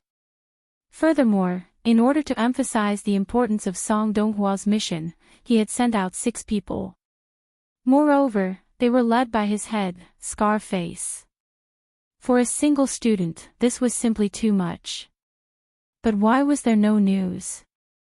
Even when he called, no one answered. Hoodlum had sent out his little brothers early in the morning to look for these 6 people, as he guessed that they had drunk some wine and ran off somewhere to enjoy themselves. "Hang, when I find them I will definitely fiercely teach them a lesson. They are simply too outrageous." "Brother Fei, we found Scarface and the others." One of his little brothers walked in with a strange expression as he respectfully reported. "Why do you have such a dead face so early in the morning? Did you die or something?" Hoodlum unhappily reprimanded, "Speak, what exactly happened to Scarface and the others?" The little brother hurriedly lowered his head and fearfully said, "Brother Fei, this matter is very strange.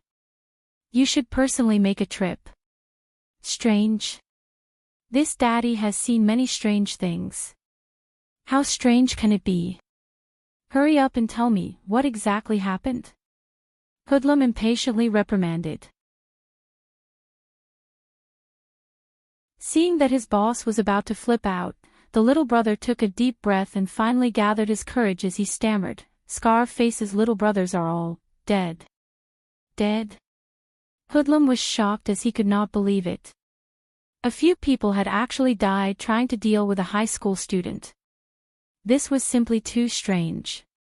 What exactly happened? Hoodlum sternly asked. The little brother fearfully shook his head. Boss, I am also not clear. You should go and take a look. Okay, let's go. This daddy wants to see what exactly happened. Half an hour later, Hoodlum stood in the desolate construction site of the unmarked common graves as he blankly stared at everything in front of him. He finally understood his little brother's feelings. This was simply too strange. Brother Faye, we found their van and then found this place. The little brother still did not dare to look at the bloody scene. Hoodlum's face was ashen as his little brothers had actually died so miserably. Their heads had been separated from their bodies and some of their stomachs had been torn open with their organs spilling all over the ground. This was simply like hell on earth. Even the chaotic battles of the underworld were not this miserable. Who can tell me what exactly happened? The other little brothers did not dare to look at his eyes as they hurriedly lowered their heads. No one dared to speak. Where is Scarface? How come I don't see his corpse here? Scarface is still alive. The little brother said. Then capture him for this daddy. This daddy wants to ask what the fuck happened. Hoodlum was flustered and exasperated. It had been a long time since he had been this angry. What was originally an insignificant matter had actually turned out like this. 5 of his little brothers had died, and they had died so miserably. If he did not find an explanation, then not only would his little brothers be bitterly disappointed, he would also become a laughingstock and damage his reputation. The little brother wanted to say something but hesitated. In the end, he did not say anything as he turned around and walked towards the van, dragging along a person as he staggered over. Hoodlum looked at the person walking over in astonishment as his eyebrows jumped. Scarface was his leader and was also his trusted little brother. Of course, he was very familiar with him. Scarface was vicious and merciless, and was extremely good at fighting. However, although this person in front of him had the appearance of Scarface, he did not have any spirit. His face was lifeless like a fool and was completely different from the Scarface that he knew. Hoodlum became even more suspicious.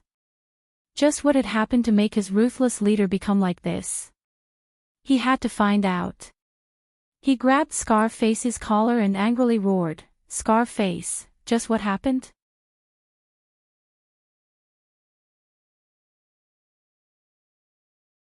Chapter 142. Scarface looked at Hoodlum blankly, his eyes lifeless. Hoodlum was enraged and slapped Scarface. F***K, are you stupid? Answer me. Ah. Ghost, ghost. Scarface suddenly shouted, as if he had gone mad, brandishing his claws and brandishing them. Pooh. Hoodlum was not careful and his face was scratched a few times. Blood immediately seeped out, making him look battered and exhausted. Hoodlum was actually injured by his own leader. If this were to spread, he would become a laughingstock.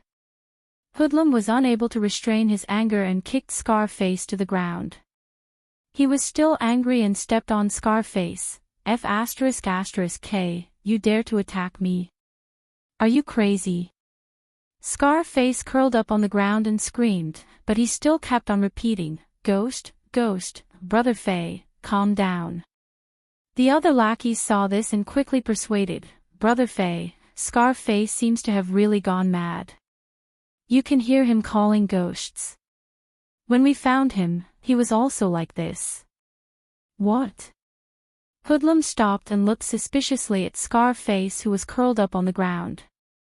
Scarface was still muttering non-stop, and his face was still full of fear. Hoodlum had seen this kind of fear many times. Before he killed someone, the person he killed would also feel this kind of bone-chilling fear, which is commonly known as being scared out of their wits. Scarface, who killed without blinking an eye, was actually scared out of his wits. Hoodlum could not believe it. Even if there was a knife to Scarface's neck, Hoodlum was sure that Scarface would not be so scared. What the F*** is going on? Hoodlum was filled with suspicion and asked angrily. The lackeys trembled in fear and hesitated to speak. What are you waiting for? If you don't speak, I will cripple you. The underling trembled and pointed at the ground under his feet. Brother Fei, do you still remember where we are? Hoodlum frowned and looked around. This place was extremely desolate, and there were barely any signs of life. What kind of place was this? What kind of place is this? Brother Fei, this is the damned place. Its ordinary balances unmarked common graves, the one that's haunted. After the little brother finished speaking, he couldn't help but look around, as if he was really afraid that a ghost would come to take his life. Hoodlum's heart trembled as he finally remembered this dangerous place. He was a gangster and didn't believe in ghosts. However, the incident with the developer a few years ago had caused a lot of commotion and left him with a lingering fear. Brother Fei, I'm guessing that Scarface and the others encountered something dirty. That's why they died so miserably. That's why he became an idiot. Otherwise, why would he keep muttering about ghosts? The little brother speculated. Hoodlum shivered and looked at the messy corpses on the ground. Indeed, this was not something an ordinary person could do. Otherwise, that person would be too abnormal. But he couldn't show his fear in front of his little brother, so he pretended to be angry and said, "Damn it, how can there be so many ghosts in this world? If there's a ghost, why didn't the people I killed come back for my life? F***ck, a bunch of idiots. Why are you so afraid of ghosts? Where are the ghosts? Come out. Let me take a look." He angrily roared at the desolate construction site. Everything was silent and there was no response. However, this scared the little brothers so much that they began to tremble and almost ran away. Hoodlum's performance was undoubtedly very domineering. In the hearts of the little brothers, his image was once again raised by another level. Following a big brother who wasn't even afraid of ghosts, of course they would have more prospects. This is definitely the work of some bastard who wants to go against me. They purposely made it look like a ghost to confuse the public. Don't think that I, Hoodlum, won't be able to find out. In ordinary balances territory, I, Hoodlum, have the final say. Those who go against me can only die. Hoodlum was seething with anger. Drag Scarface back and find a doctor to see if he can be cured. I, Hoodlum, want to know what exactly happened. Yes.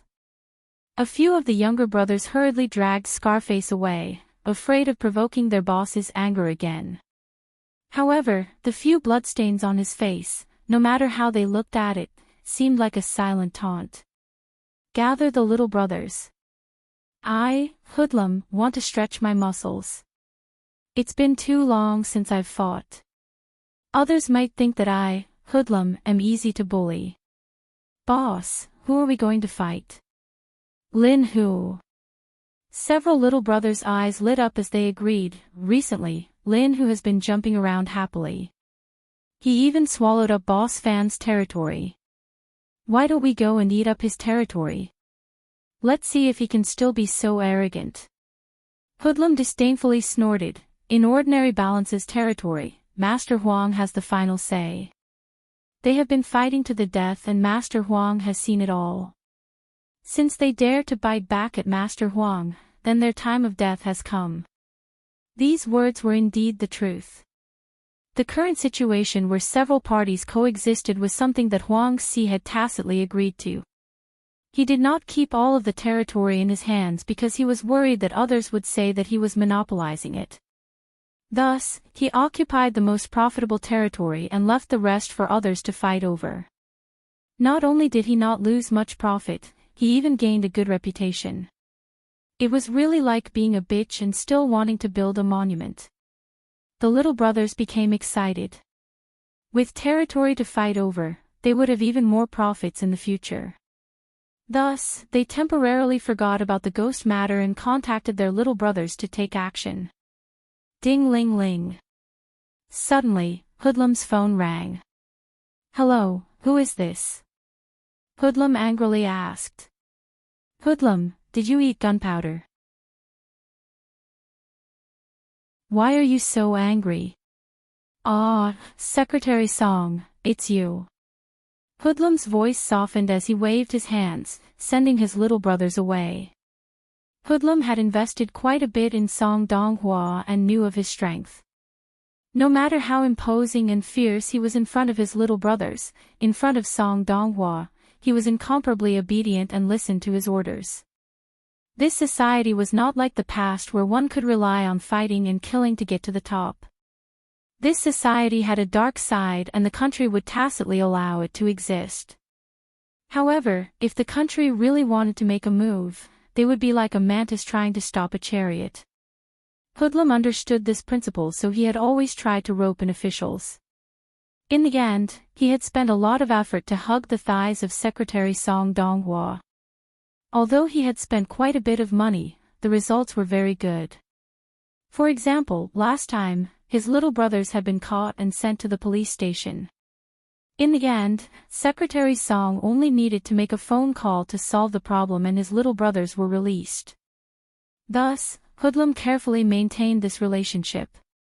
As long as it was something Song Donghua asked him to do, he would definitely do his best to do it. For example, this time's matter. Although this time he had clearly messed up, he could still fix it. Wasn't it just dealing with a high school student? It was a piece of cake. "How are things?" Song Donghua went straight to the point. Hoodlum did not dare to say that he messed up and hurriedly said, "It will be done in 2 days. Secretary Song, you can rest assured that I will handle it." Song Donghua unhappily said, "Didn't you say that you were going to make a move last night?"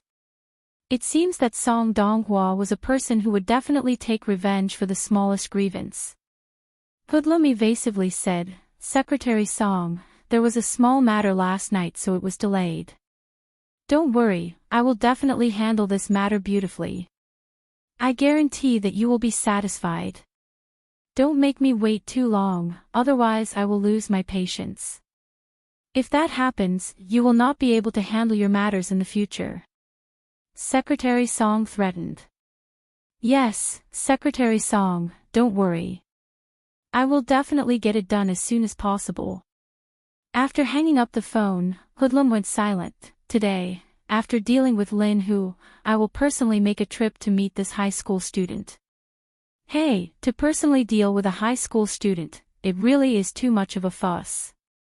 At noon, Xingshi Bar had not yet opened but a group of people had already arrived. It was clear that they were not customers but had ill intentions.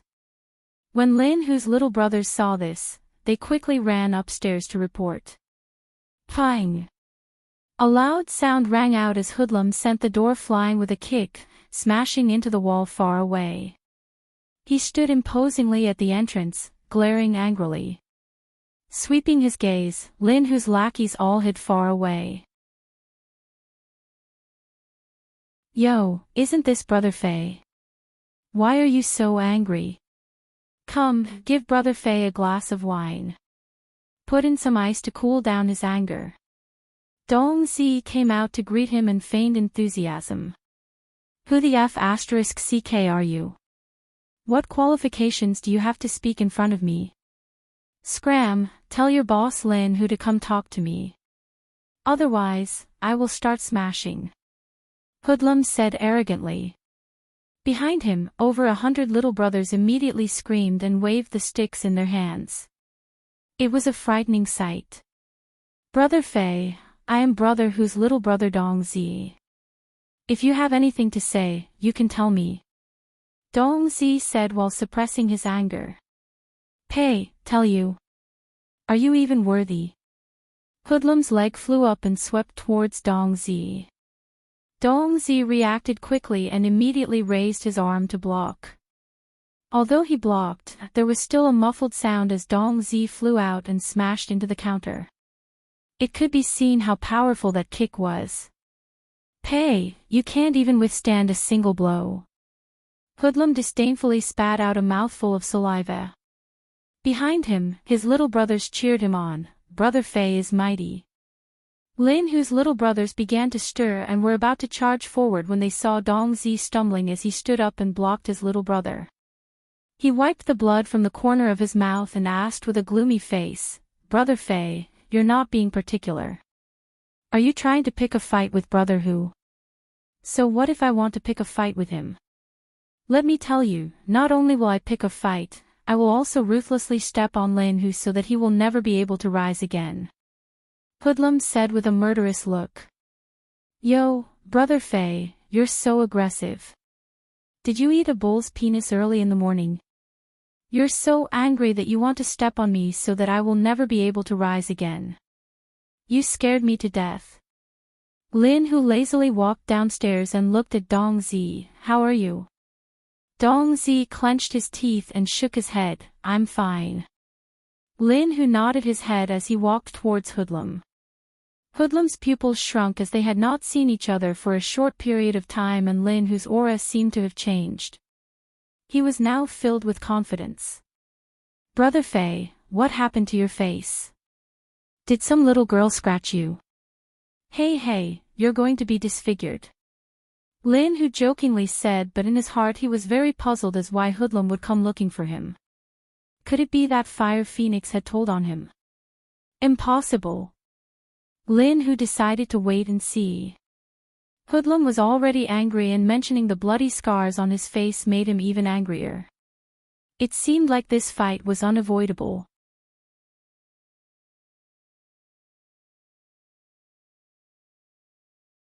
Chapter 143. Hoodlum angrily glared at him. Lin Hu, don't think that I don't know what you've done. Was the matter with Scarface done by you? Actually, Hoodlum wasn't sure who was the one behind Scarface's matter, but he had a good reason, so he didn't mind pinning this matter on Lin Hu's head. Fairy Search download free novels. During this period of time, Lin Hu had been jumping around very happily. Hoodlum felt threatened, so he wanted to beat him down. Brother Fei, you can eat whatever you want, but you can't say whatever you want. I heard that Scarface was injured by a malicious spirit in the unmarked common graves, so I was just about to go and ask him about it. Lin Hu flatly denied. The unmarked common graves were after all in the north of the city, so Lin Hu had just received the news and was very shocked.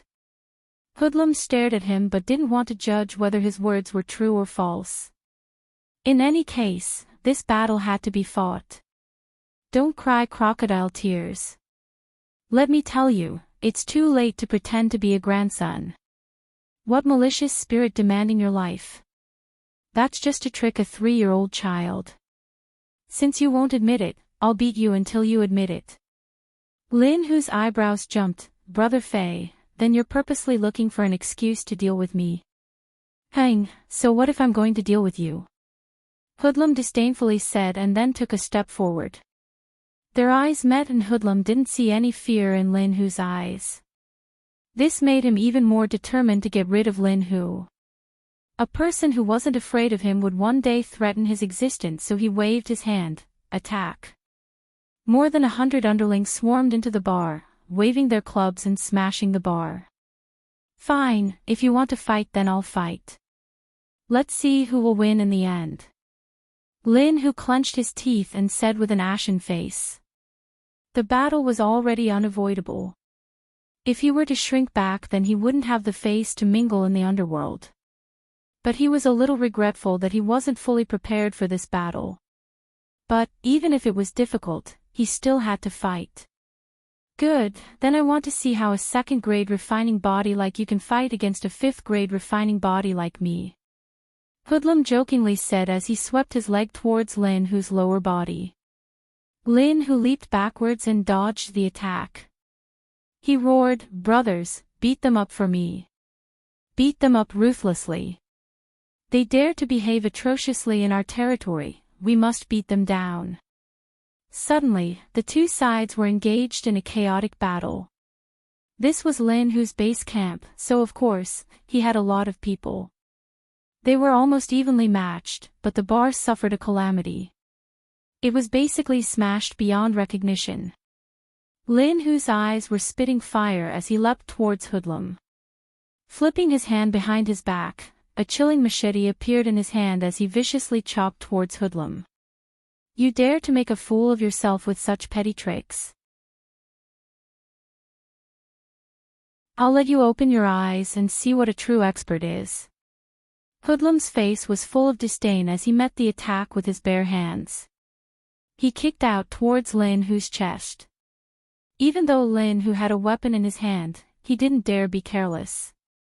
He knew the power of Hoodlum's spring kick. Hoodlum was Huang Xi's most proud disciple.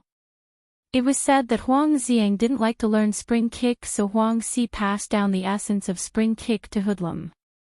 Hoodlum was only 30 years old, but he was already a 5th grade refining body cultivator. Spring kick was fast and fierce. One kick was accompanied by a strong wind that made people unable to open their eyes. But Lin Hu wasn't a mediocre person. He swept his machete horizontally towards Hoodlum's leg. The machete's momentum was like the wind, as if it could even cut through steel. Hoodlum didn't retract his leg and instead kicked even faster towards the blade. Pang! A muffled sound rang out as Lin Hu staggered backwards, his arm numb. Hoodlum slightly retreated and then lowered his body, sweeping towards Lin Hu's lower body with a whirlwind kick. Lin Hu roared as he blocked his lower body with his machete, blocking the opponent's attack. He then pulled his machete upwards, directly slashing towards Hoodlum's chest. As long as the machete landed, it would directly split open from the chest to the stomach. Hoodlum leapt into the air, narrowly avoiding the tip of the machete. He then looked down from above and kicked out with both of his legs, covering the top of Lin Hu's head. Pang pang pang. A series of muffled sounds rang out as Lin Hu flew backwards, spitting out a mouthful of blood. Hoodlum steadily landed on the ground as he flicked his sleeves and disdainfully said, "You're only a 2nd grade refining body cultivator. Before, I was too lazy to fight with you. Now that I want to get rid of you, it's as easy as flipping my hand." With a movement of his feet, he arrived in front of Lin Hu. Lin Hu was lying on the ground, seemingly heavily injured. When the other lackeys saw this, they all angrily shouted, "Don't hurt my boss." Dong Zi directly pounced towards Hoodlum. Hoodlum glanced at him from the corner of his eyes and kicked out. Dong Zi was like a kite with a broken string as he flew into the crowd. Pang! A gunshot rang out as a bullet flew towards Hoodlum. Hoodlum hurriedly pulled over a lackey beside him. Pooh! Blood splattered everywhere as the lackey was shot while he himself was unharmed. He angrily looked at Lin Hu as he stood up with a gun in his hand, aiming it straight at Hoodlum. Using a gun. F***ck, you think you can beat me with a gun? Dream on. Hoodlum angrily roared as he threw the lackey in his hand towards Lin Hu. He then hid behind the lackey and quickly approached Lin Hu. His vision turned black as a figure flew over, completely blocking Lin Hu's line of sight, making it impossible for him to aim at Hoodlum. He couldn't help but turn pale with fright as he hurriedly retreated. However, behind him was a wall and there was no way to retreat. Lin Hu originally didn't intend to use his gun, but in this situation, if he didn't use his gun, he would have no way to survive. This gun was given to him by Tang Jing from Boss Fan. He didn't expect that it would come in handy here. At this moment, how he wished that Tang Jing was here so that Hoodlum wouldn't be able to do anything. Suddenly, he was even more determined to follow Tang Jing. If I don't die today, even if young Master Tang uses a stick to chase me away, I won't leave. I will definitely let him sit on the top of the ordinary balance underworld. He didn't have time to pull the trigger because Hoodlum had already arrived in front of him under the cover of his lackey. Hoodlum's leg swept towards his arm. Gotcha! The bone in his arm broke and the gun fell to the ground. Hoodlum's leg swept towards his neck. This attack was powerful and heavy. If he was swept by it, his neck would definitely be broken. He hurriedly raised his only hand to block. Bang! He was sent flying into the crowd. One of Hoodlum's lackeys saw this and chopped at him with a knife. Clang! The other knife blocked the attack. Dao Zai held the knife with both hands and stood in front of him to protect him. Dao Zai was previously Boss Fan's head horse. Now, he was under Lin Hu's command. Last time at the restaurant, Tang Jing let him go. Now, he loyally followed Lin Hu. Dao Zai was good at using two knives and his battle strength wasn't bad. In a few moves, he cut down the surrounding enemies. While pulling Lin Hu towards the door, he shouted, "Brother Hu, quickly run. I will block them." Lin Hu's eyes turned red. Dao Zai was so loyal. How could he leave? With difficulty, he raised his knife and said, "I will fight alongside you all. Brother Hu, where there is life there is hope. I, Dao Zai, have just followed you. You can't let me lose my boss. Go find young Master Tang and let him take revenge for us." Lin Hu's heart trembled as he clenched his teeth. Although he didn't want to run, in this situation, if he didn't run then he would die. The other lackeys could live but he as the boss definitely wouldn't. Moreover, Dao Zai was right. If he died then Hoodlum's momentum would be even stronger and it would be even more difficult to deal with Wang Xi. Young Master Tang wholeheartedly wanted to deal with Wang Xi. If he died like this, wouldn't he be a sinner? "Brother, I will definitely come back to save you all." Lin Hu clenched his teeth as hot tears fell from the corners of his eyes. Men shouldn't be easily moved. Facing these comrades who risked their lives to protect him, he really wanted to cry. But now wasn't the time to cry. Under the cover of Dao Zai, he used all his strength to rush towards the door. "Fuck, you want to run? No way." Hoodlum saw through the other's intentions and quickly chased after him. Dong Zi had unknowingly rushed over and hugged Hoodlum's legs as he loudly shouted, "Brother Hu, quickly run and take revenge for us." "Let go!" Hoodlum angrily roared. "Run, Brother Hu." Dong Zi vowed not to let go and instead hugged even tighter. "If you want to die, then I'll fulfill your wish." Hoodlum leapt up, bringing Dong Zi along with him before fiercely crashing onto the ground. One of his hands involuntarily loosened and Hoodlum's leg was freed as he quickly kicked towards Dong Zi. Dong Zi desperately hugged onto his other leg, spitting out blood but still didn't loosen his grip. "Help!" It was unknown who roared but Lin Hu's subordinates all rushed towards Hoodlum, wanting to block him and give their boss a chance to escape. Lin Hu looked at all of this with red eyes. "Brothers, your kindness, Lin Hu will remember it in my heart. I will definitely come back and lead you all to stand at the peak of the ordinary balance. I will let you all live in glory forever and let you all receive the rewards for what you have done today." Lin Hu turned around and ran out of the door with tears in his eyes, disappearing from everyone's line of sight. "Beat him up for me and ruthlessly teach this group of bastards a lesson." Hoodlum flew into a rage as he helplessly watched Lin Hu escape. Although his martial arts were the highest here, he was still powerless in the vast ocean of people's war. Lin Hu staggered and in order to not attract attention, he specifically chose a remote path. Looking at the scorching sun above his head, his heart was ice cold as if he had fallen into an ice cave. This battle left a deep impression on him as the eyes of his brothers hovered in his mind. He clenched his teeth and bit his lips until they were bleeding. "I will definitely take revenge, take revenge." Finding young Master Tang was his only thought as well as his only method.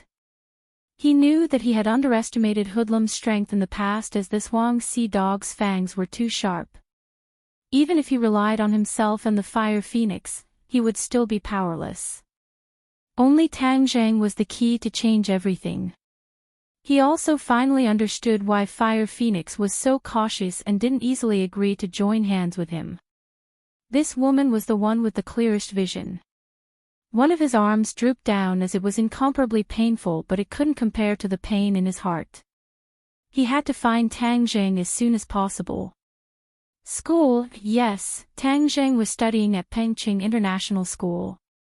He didn't dare call for a taxi as he was deeply afraid that Hoodlum would catch up to him. He staggered all the way to Pengqing International School. His injuries weren't light. Not only did he suffer from the pain of losing his arm, he also suffered from internal injuries. The taste of Hoodlum's bouncing kick wasn't that good. Finally, he saw his destination in the distance as a group of students filed out.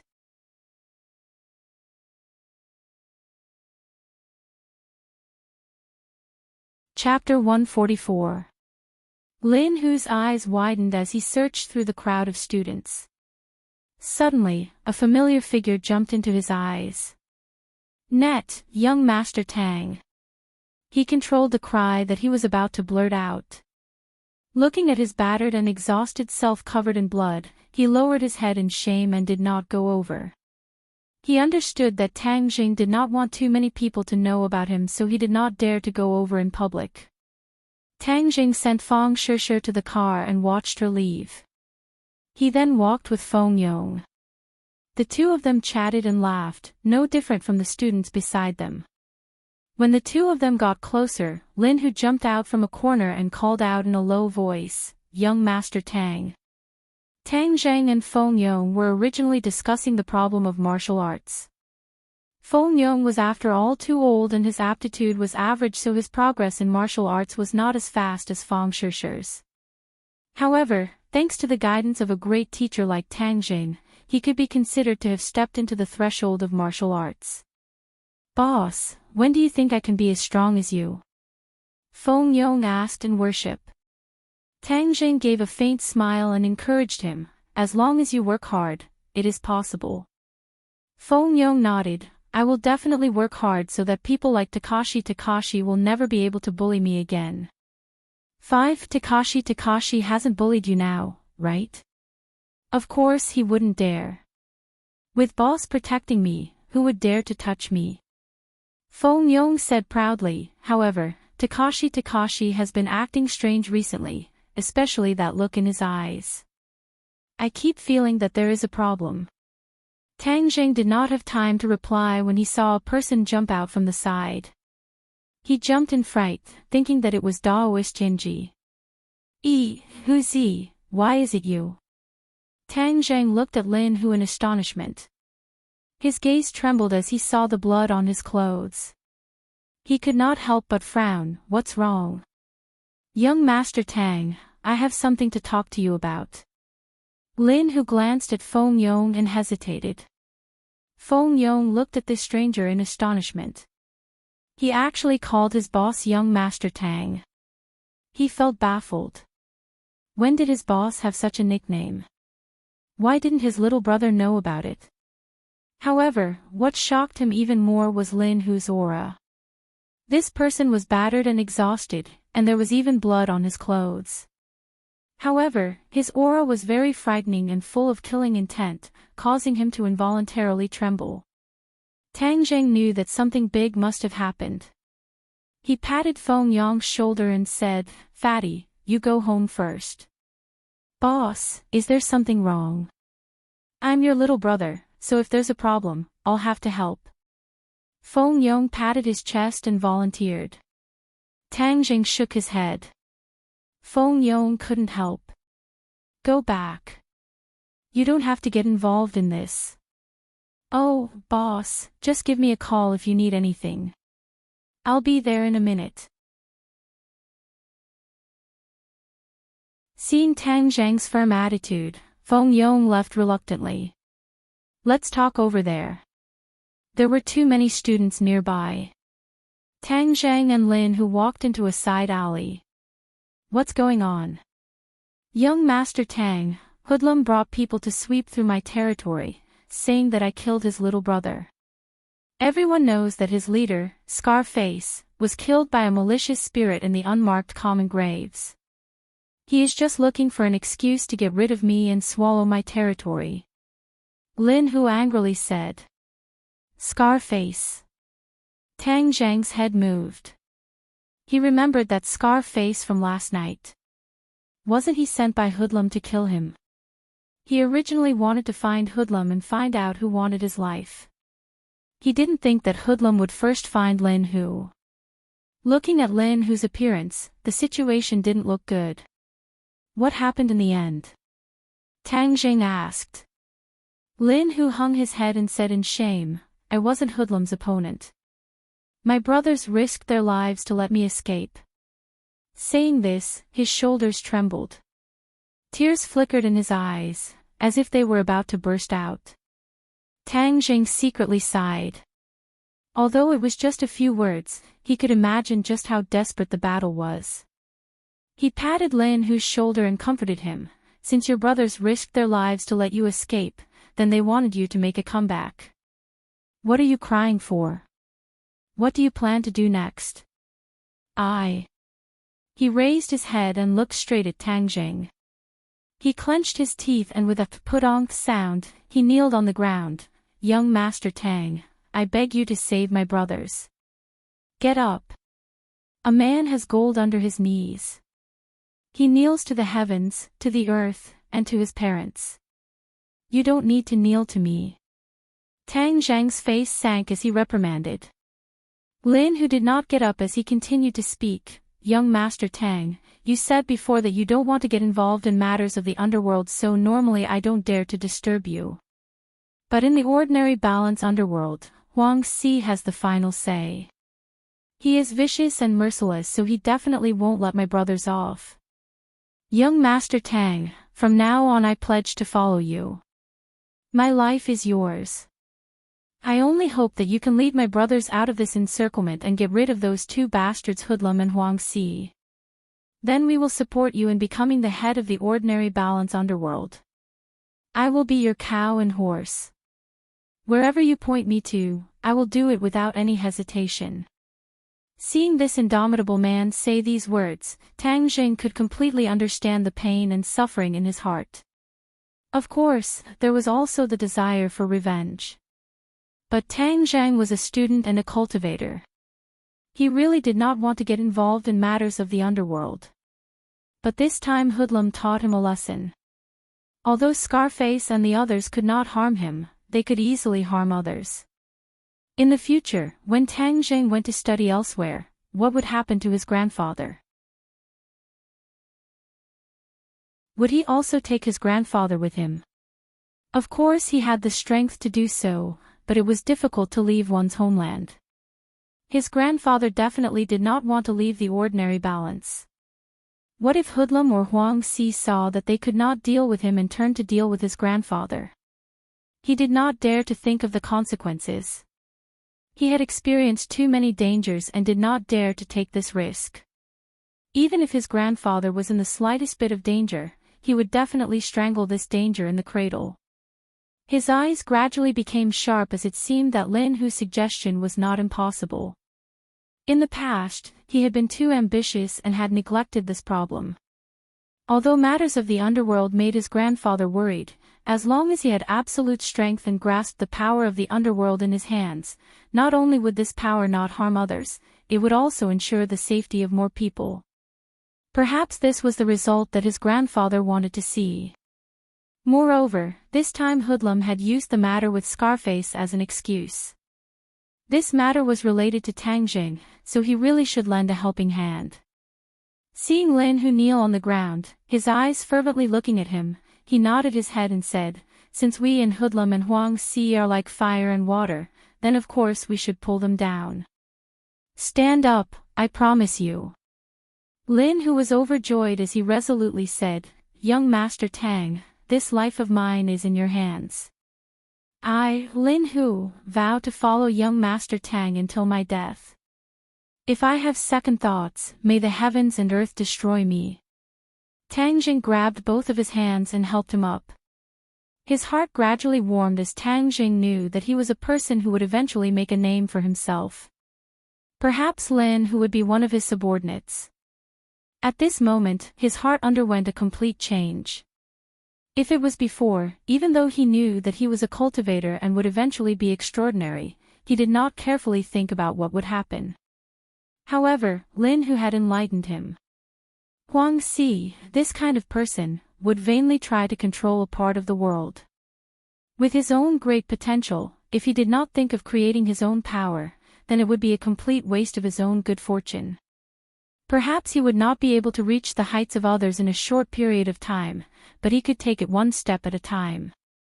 In the future, there would be a day when he would stand at the top of the world and possess his own glory.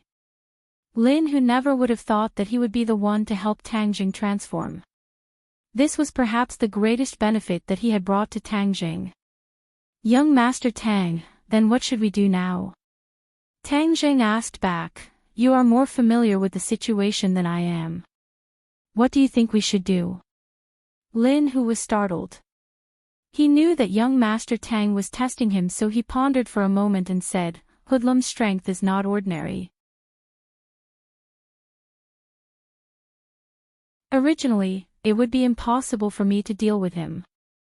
This time, I have lost many of my brothers, so dealing with him would be even more difficult. Therefore, I suggest that we work together with Fire Phoenix to deal with him. Seeing that Tang Jing did not object, he continued to say, Fire Phoenix has long hated Huang Si to the bone. However, she did not have the strength to resist, so she had to compromise. This time, if she knew that young Master Tang wanted to join, then she would definitely have agreed. Even though I did not say it clearly before, she is very intelligent. She had long guessed that young Master Tang was not simple, so she purposely tried to rope you in. Tang Jing nodded his head. Lin Hu was much calmer than he had imagined. He did not say that he would immediately kill his way back. If he did, then he would only be a martial artist. This was how a brave and wise general should act. Even though Tang Jing did not understand much about the underworld, he still understood that when the weak faced the strong, they had to unite all the forces they could to resist. Moreover, Fire Phoenix had left a deep impression on him. This woman was very careful in every aspect. She tried to win over all the people who were worth winning over. Wasn't her intentions clear as day? She was very clear that there would come a day when her current glory would no longer exist and she would even be killed. This was why she had asked for a promise from Tang Jing. This was a promise to save her life. It seems like she has been eyeing Huang Si covetously for a long time. When the time is right, she will definitely give him a fatal blow.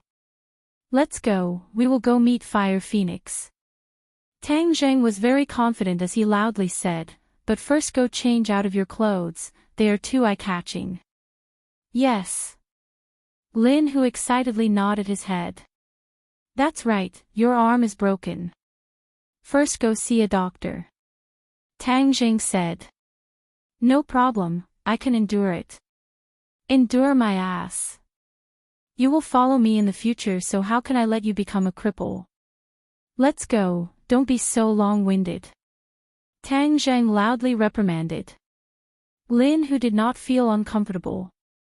Instead, his heart was filled with warmth. The gloominess from his previous defeat was completely swept away. Lin Hu bought a new set of clothes and went to the clinic to treat his injuries. Afterwards, the two of them went straight to Fire Phoenix's construction company. This was the second time Tang Jing came here and he had a different feeling. The last time he did not want to have too much contact with Fire Phoenix, but this time he had no choice but to form an alliance with her. The changes in the world were truly unexpected. In the hall, the atmosphere was heavy. Tang Jing could clearly feel that there were many pairs of eyes staring at the two of them.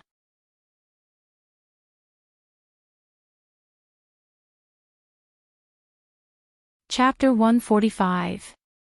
The sound of high heels hitting the ground gradually came closer as Fire Phoenix leisurely walked over and said with a smile that was not a smile, Brother Faye put a bounty on your head, yet you still dare to come to my place.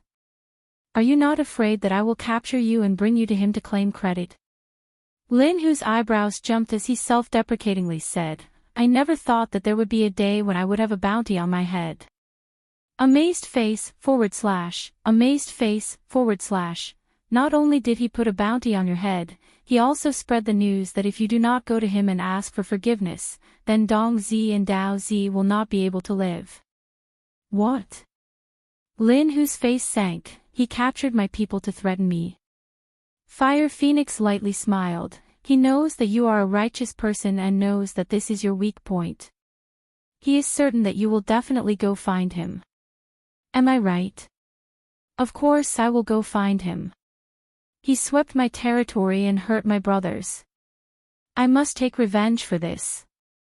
Lin, who gnashed his teeth. Fire Phoenix's beautiful eyes turned as she looked at Tang Jing and said, Young Master Tang, what wind blew you here? Is Boss Fire not welcoming? Tang Jing calmly asked. Fire Phoenix loudly laughed. Welcome, of course you are welcome. Tang Jing looked left and right.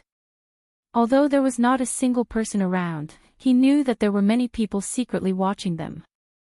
As long as Fire Phoenix gave the order, they would definitely attack. Fire Phoenix was truly cautious.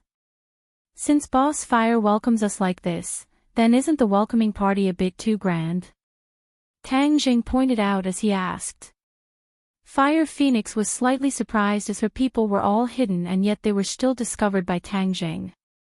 She could not help but reevaluate Tang Jing.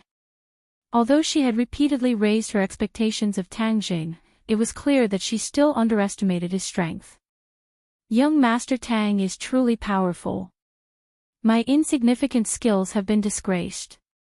She waved her hand and a wave of rustling sounds rang out as her subordinates retreated. Tang Jing nodded. Boss Fire is truly forthright.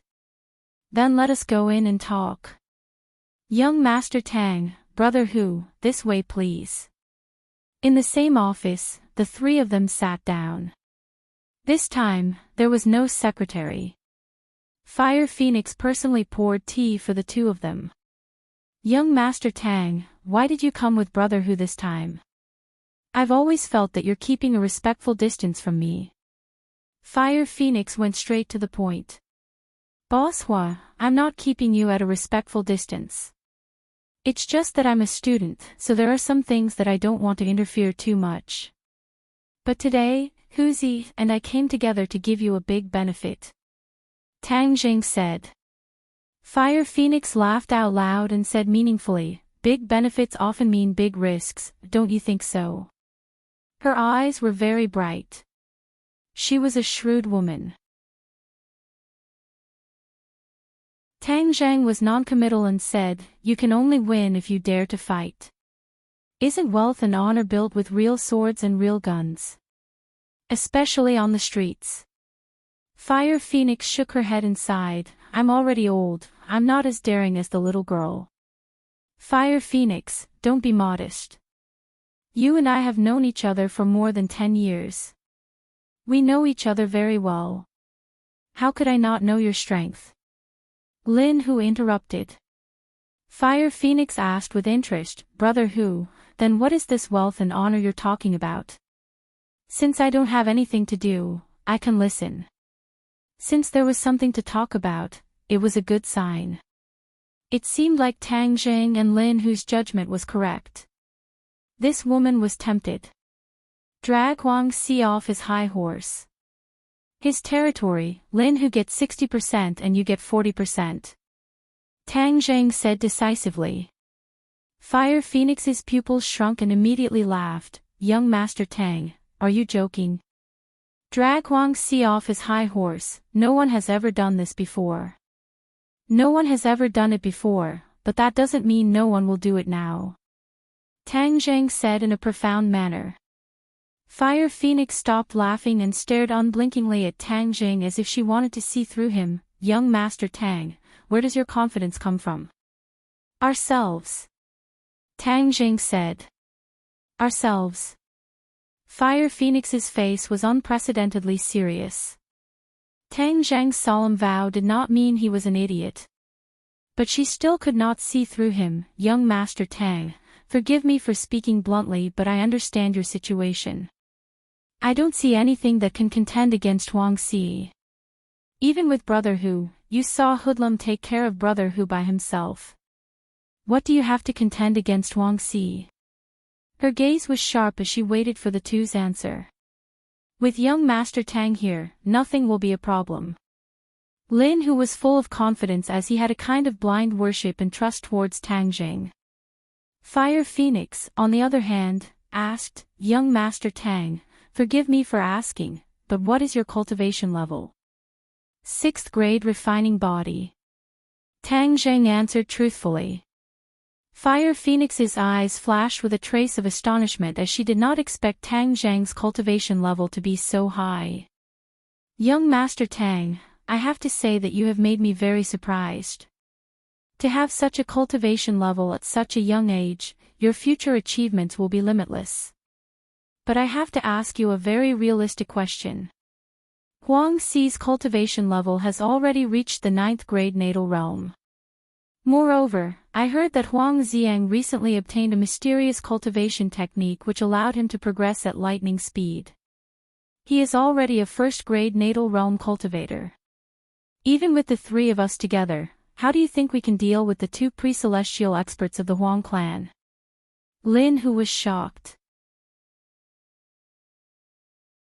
Huang Xiang had actually gone from the 6th grade refining body to the 1st grade natal realm in just a few short days. What kind of mysterious cultivation technique did he practice? He subconsciously looked towards Tang Zhang only to see that Tang Zhang's expression was a bit strange as he remained silent. No one spoke as they all quietly waited for Tang Zhang's answer. But at this time, Tang Zhang was actually communicating with Tian Chanzi. Didn't he say that the so-called mysterious cultivation technique he gave Huang Xiang had side effects? How did he reach the 1st grade natal realm so quickly? He was confused, so he had to ask Tian Chanzi. Hi hey, little brat, what I said about side effects is definitely not wrong. That little brat's cultivation speed is a bit faster than I expected. But the faster the better. The faster he is, the more advantageous it is for you. Tian Chanzi mysteriously said. Tang Jing curiously asked, what kind of side effects are there that you never told me? Hi hey, if he did not cultivate to the 1st grade natal realm, then this side effect would not have appeared. But since he reached it so quickly, does that mean the heavens are helping you? Tang Jing urged, you are becoming more and more like a fraud. Quickly tell me about the side effects. Tian Chanzi did not relent. In short, you don't have to worry about dealing with Huang Xi. When the time comes, I will give you a big surprise. Tang Zhang was helpless, but his heart was happy. Originally he was prepared to let Tian Chanzi return to the sun and deal with Huang Xi.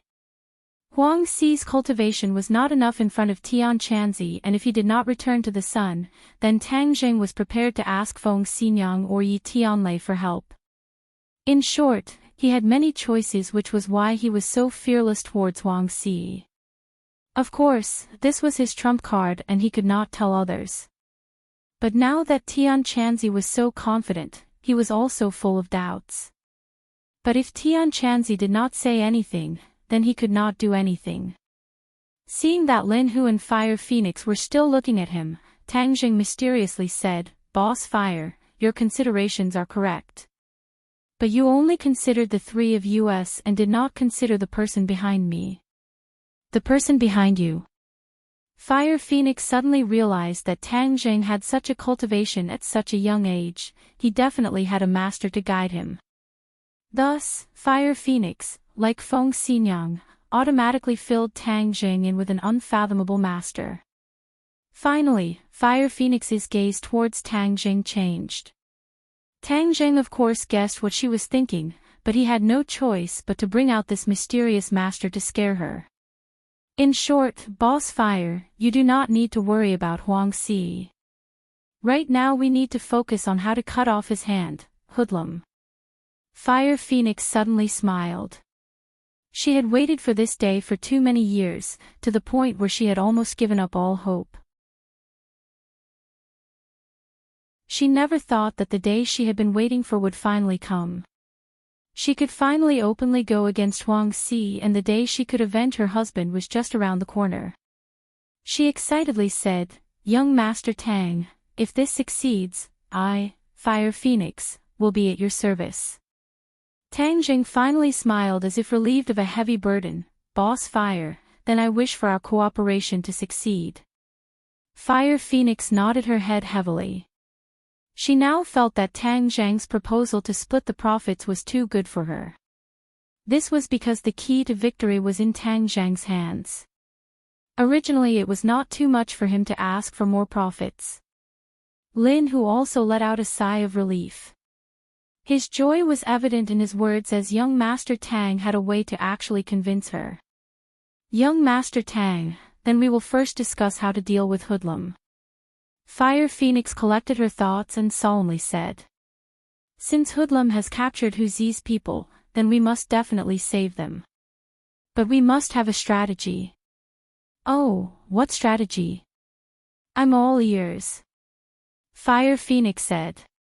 Tang Jing pointed at Lin Hu, indicating for him to speak. Lin Hu did not hold back as he sat up straight and solemnly said, "We will split our forces into 2 groups. I will bring people to save them. Hoodlum will definitely be on guard against me.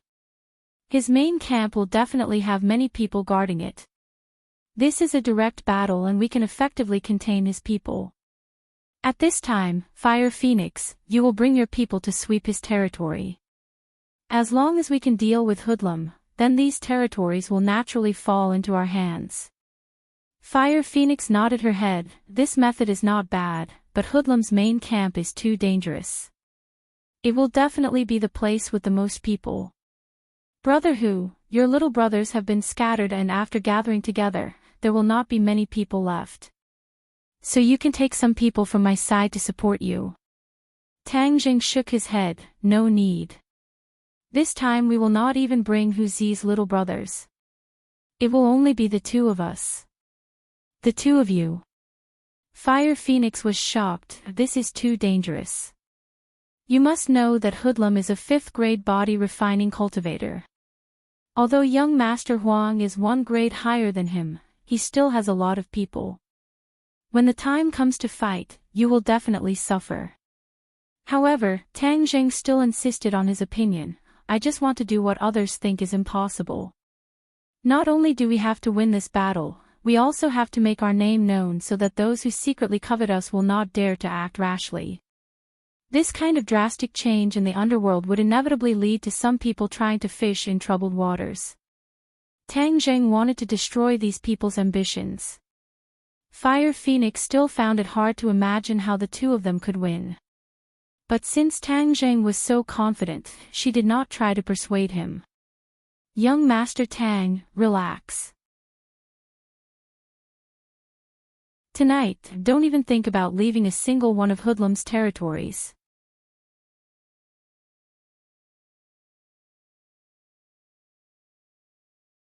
Chapter 146. It was early evening. Yilai Xiang Entertainment City wasn't as crowded with luxury cars and guests as it usually was. The free novel portal was deserted tonight because the entertainment city was closed. This was the first time something like this had happened in Chongqing City. It must be known that Yilai Xiang Entertainment City was Brother Fei's home turf and even the police did not dare to investigate. Even when there were various crackdowns, it still stood tall and was without a doubt the leader of Chongqing City's nightclubs. But today, the entertainment city was closed. This meant that there was a storm brewing in the night. Many eyes were watching this place. Although Ordinary Balance had a few big bosses who occupied most of the territory, there were also a few small powers. These small powers were most concerned about this storm. They were ready to take advantage of the situation and use this storm to climb up their ranks. In the night, the neon lights on the Entertainment City signboard were still flashing. It was like a signboard, attracting certain people to come. Who knew how many people were lying in ambush in the dark? As long as the other party dared to come, there would be no return. The light footsteps gradually got closer. The spies in the dark tensed up their nerves and looked in the direction of the footsteps. That's strange. There were only 2 people. There wasn't a large group like they had imagined. But no one dared to let down their guard. Who knew if a large group of enemies would appear from any corner and catch them unprepared? These 2 people didn't seem to be afraid at all. It made people wonder if they were pleasure seekers who had gone the wrong way. But when the 2 got closer, no one doubted them anymore. They weren't pleasure seekers, but revenge seekers. But in the spies' eyes, it was more appropriate to say that they were death seekers. They recognized Lin Hu. As for Tang Jing, they automatically ignored him. They thought that he was Lin Hu's underling. Stop! A few spies appeared and stopped the 2 of them. Lin Hu was not afraid at all. Although one of his arms was wrapped in bandages around his neck, he was still full of vigor, putting on the posture of a big shot. Didn't Ah Fei want to see me? I'm here. Lin Hu said indifferently. You really aren't afraid of death. You actually dared to come. Hoodlum used my brother to threaten me, so of course I would come. For my brother, what is there to be afraid of? Lin Hu's aura was like a rainbow, causing the other party to shiver. Brother Fei has been waiting for you for a long time, let's go. The 2 of them were brought into the Entertainment City under the watchful eyes of many. The Entertainment City was brightly lit and filled with hundreds of underlings. The halls and aisles were all filled with people. The 2 of them were truly insignificant, like a drop in the ocean. It was as if as long as Hoodlum gave the order, the 2 of them would be drowned in the sea of people, their heads separated from their bodies. Hoodlum sat boldly in the center of the hall, surrounded by his subordinates. He stared at the newcomer with an unfriendly expression. 2 people were kneeling in front of Hoodlum. These 2 people were forced to kneel and were battered and exhausted. Their bodies were stained with blood and their expressions were dispirited. However, when they looked at Hoodlum, their eyes were filled with boundless flames, flames of fury. When Lin Hu saw the 2 of them, he couldn't help but call out, Dong Zi, Dao Zi. The 2 of them trembled and tried to turn around with difficulty, but they were firmly held down and couldn't move. In addition to being moved, the 2 of them were more anxious and frightened. They shouted, Brother Hu, quickly leave, you shouldn't have come, you shouldn't have risked your life for us. Hey, you're loyal. This is truly a good show. It's almost time for the 8:00 TV show. Hoodlum clapped his hands as he jokingly said. Hoodlum, if you have the guts then kill us. Using us to threaten Brother Tiger, what kind of hero are you? Dong Zi angrily roared. Hoodlum looked at Dong Zi with disdain and said, Do you know why you failed? Why don't you use your brains? What kind of society is this? What hero? Gee, that's just a show on TV, okay? Right now we are competing with strength. What use is a hero? A hero can only die and become someone else's stepping stone. Hey, Hoodlum, if you're filthy then don't taint others. Dao Zi disdainfully said. You're about to die so I'll let you enjoy your mouth for a while. Hoodlum wasn't angry but instead looked at Lin Hu with interest. He also automatically ignored Tang Jing as in his eyes these 2 were no different from dead people. How come only the 2 of you came today? Could it be that the other little brothers are scared and don't dare to come? Hoodlum mockingly asked. To deal with you, 2 people are enough. Lin Hu coldly said.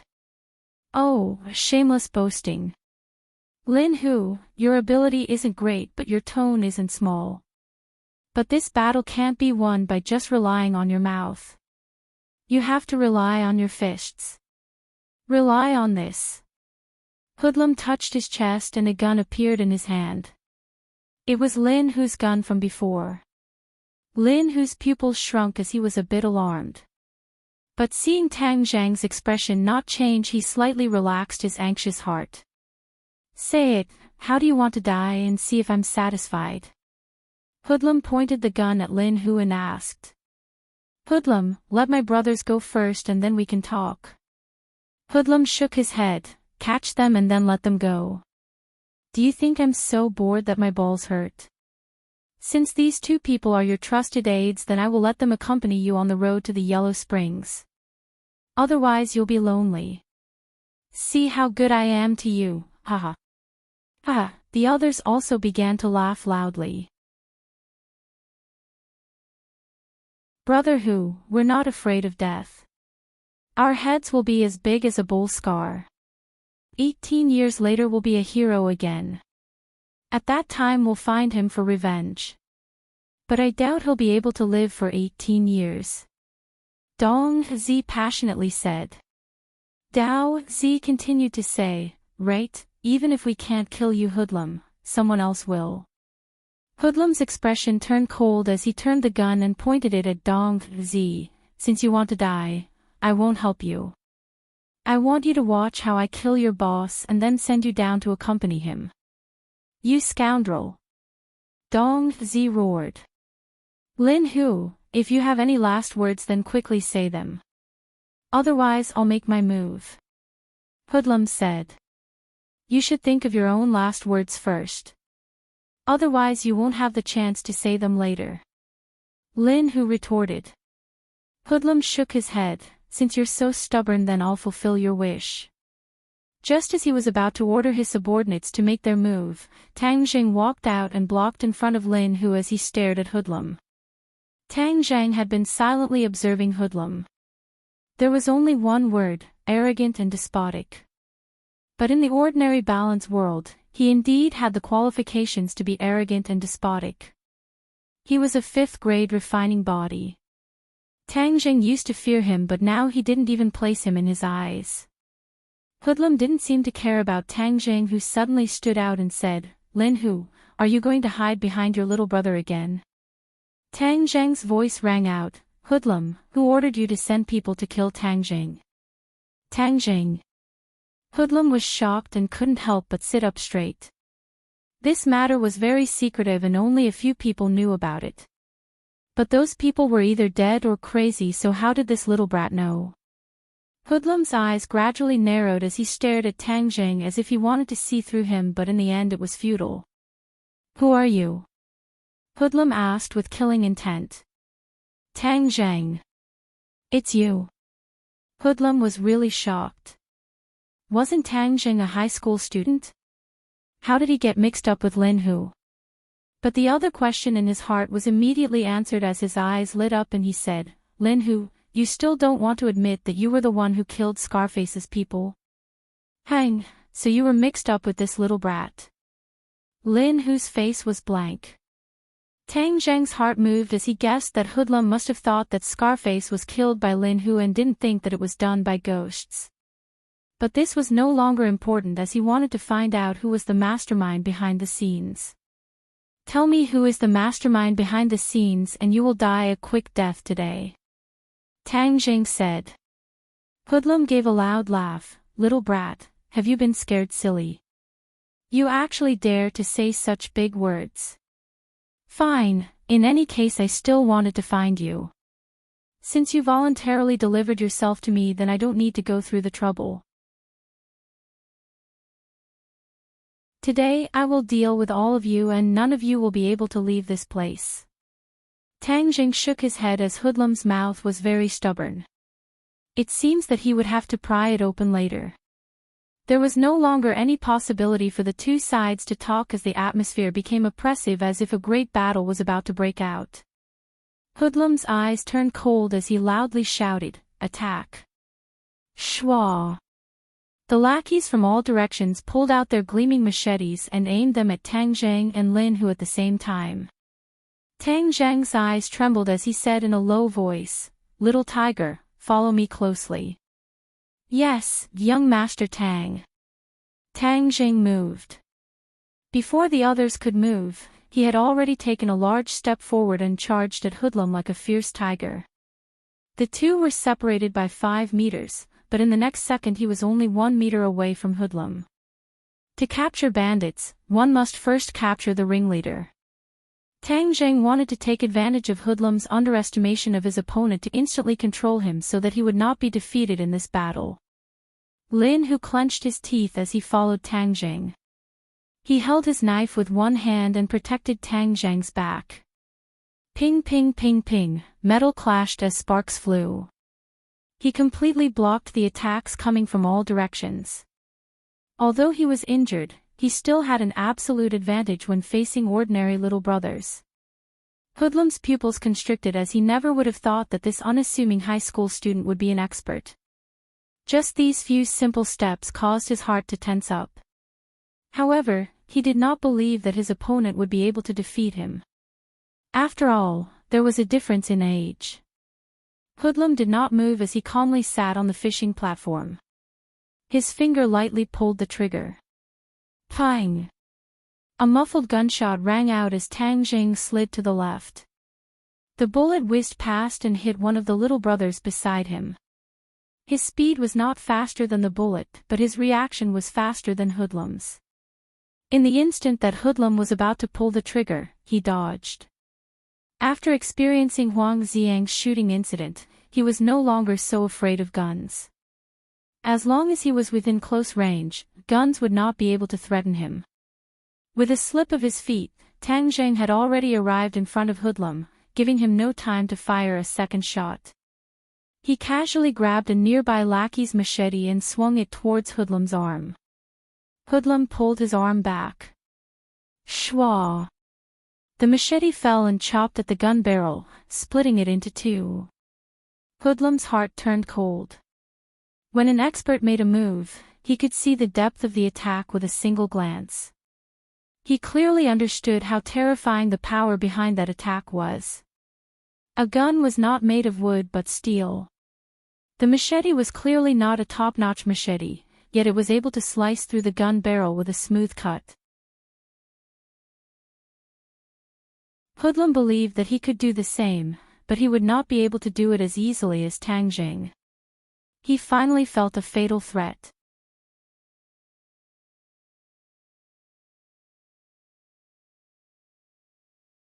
Chapter 147.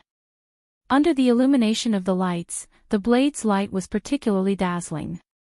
Seeing that it was about to land on Hoodlum, Hoodlum roared, "Attack!" The little brothers on both sides who had been waiting for this opportunity swarmed towards Tang Jing.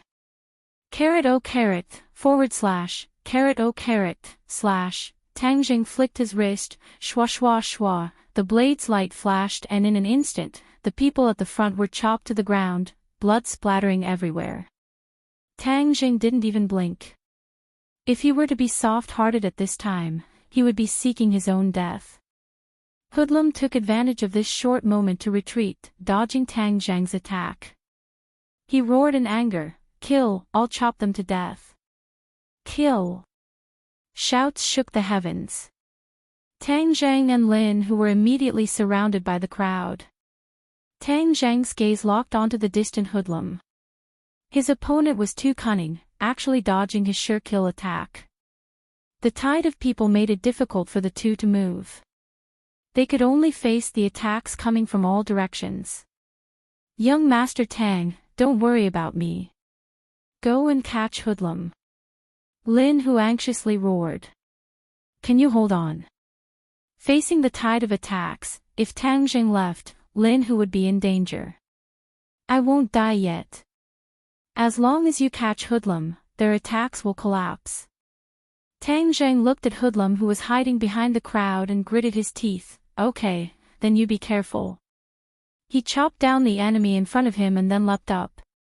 He flew over the crowd like a great rock, spreading its wings and pouncing towards Hoodlum. F***ck. You can't even block this.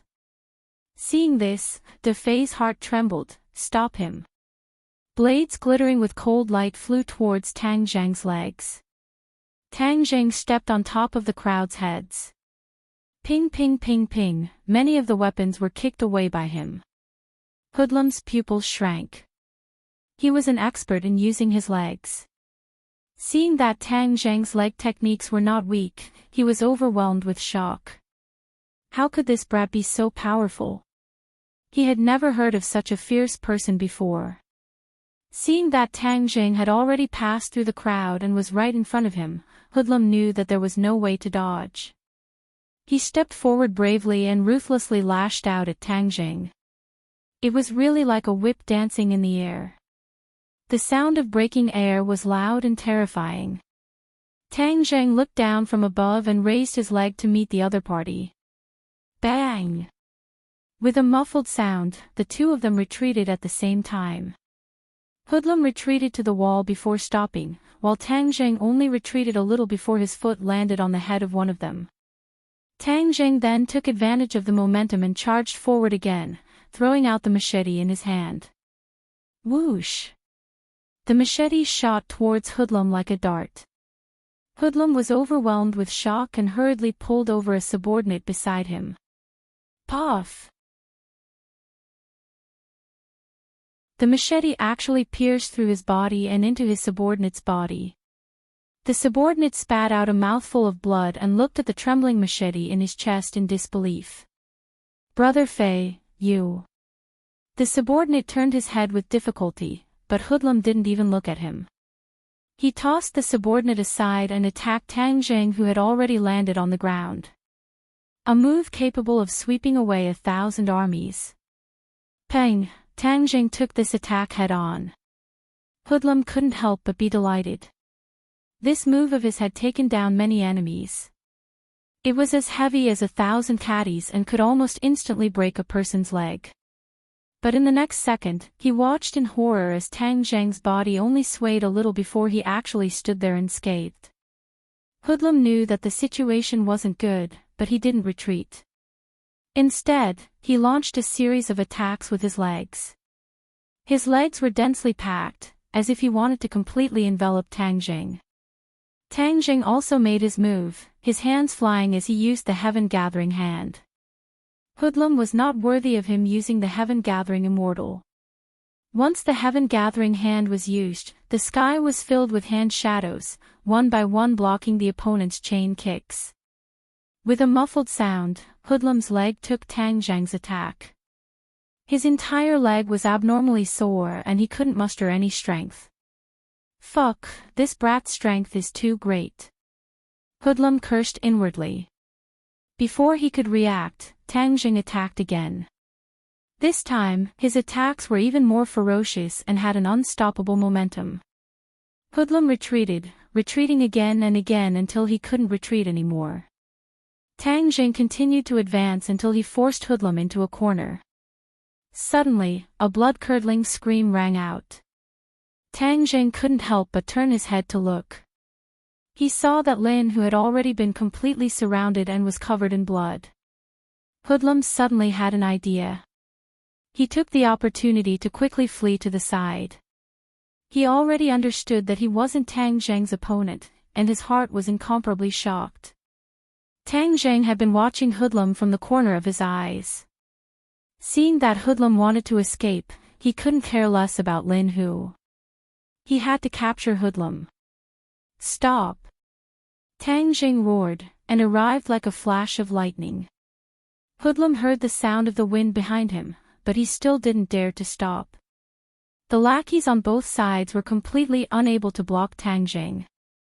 Wherever Tang Jing passed, people would be thrown off their feet. Seeing that the opponent was already behind him, Hoodlum had no choice but to counterattack with a move of the divine dragon tail. Suddenly, his body trembled. His leg was caught by Tang Jing. Hoodlum cursed inwardly. With a cracking sound, the pain instantly spread to his nerve endings, causing him to involuntarily cry out in pain.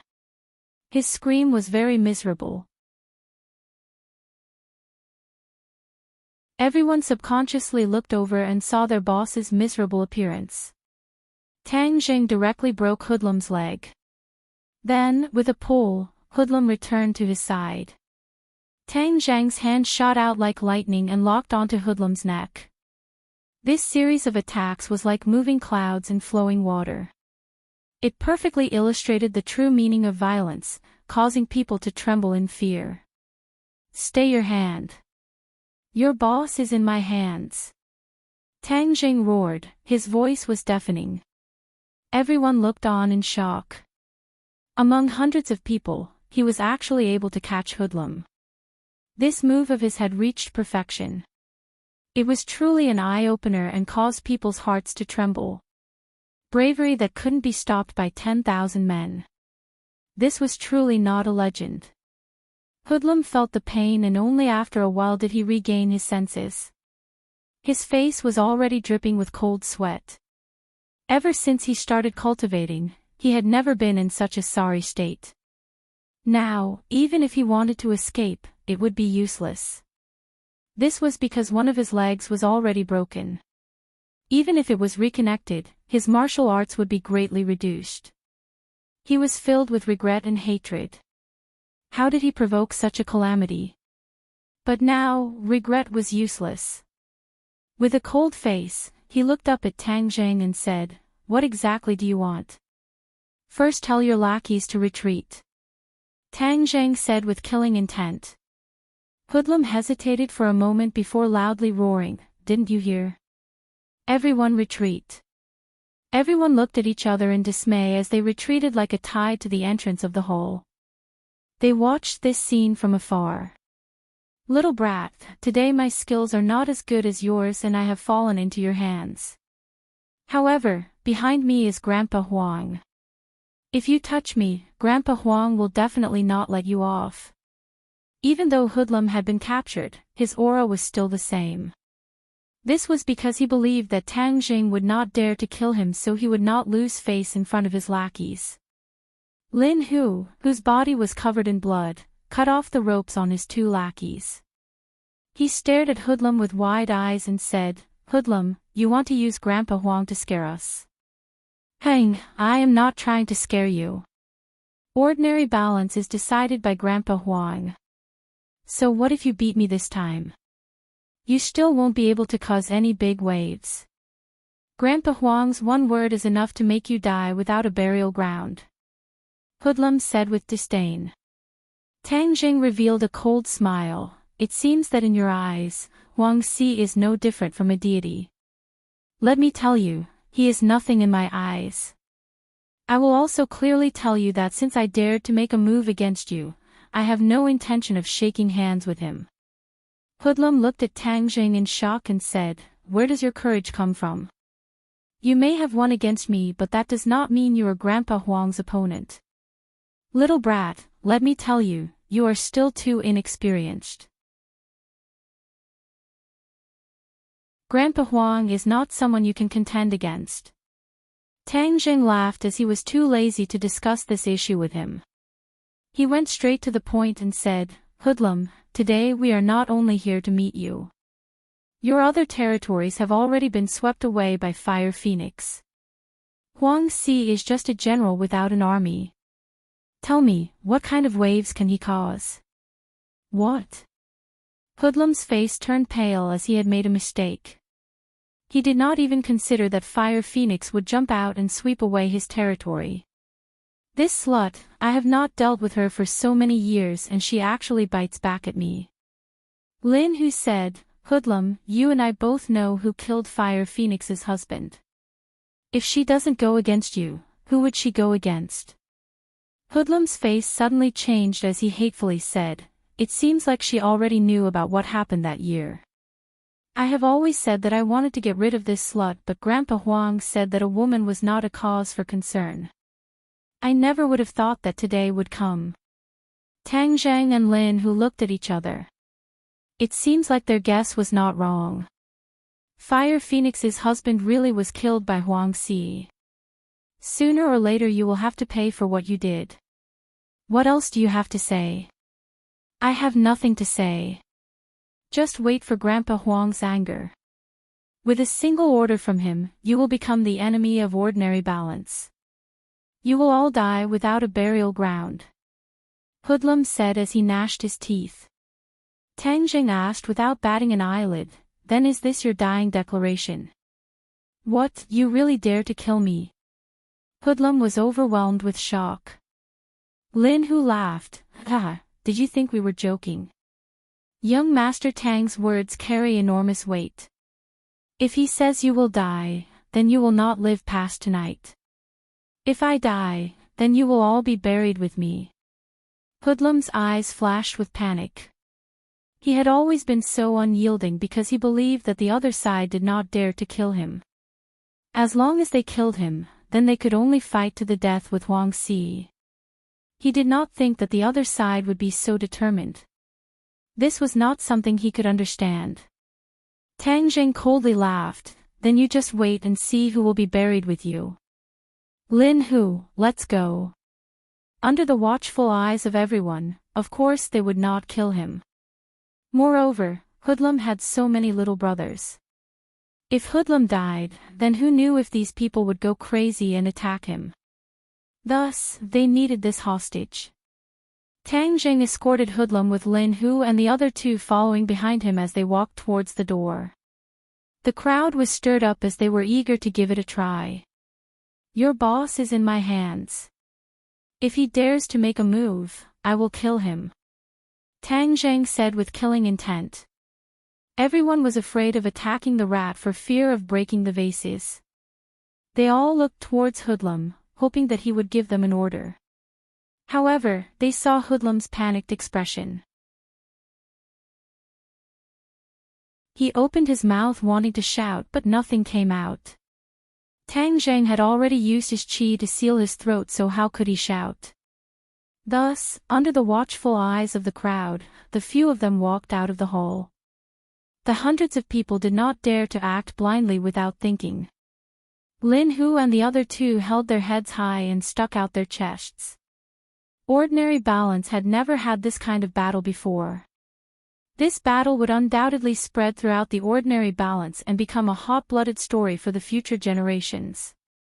After all, winning with fewer people was something that the children of Jianghu loved the most. The few of them had just walked out of the entertainment city when they saw a large group of people rushing towards them. You're tuning in to the Journey of the Soul YouTube channel. Don't forget to subscribe and join us on this journey to catch the most captivating stories.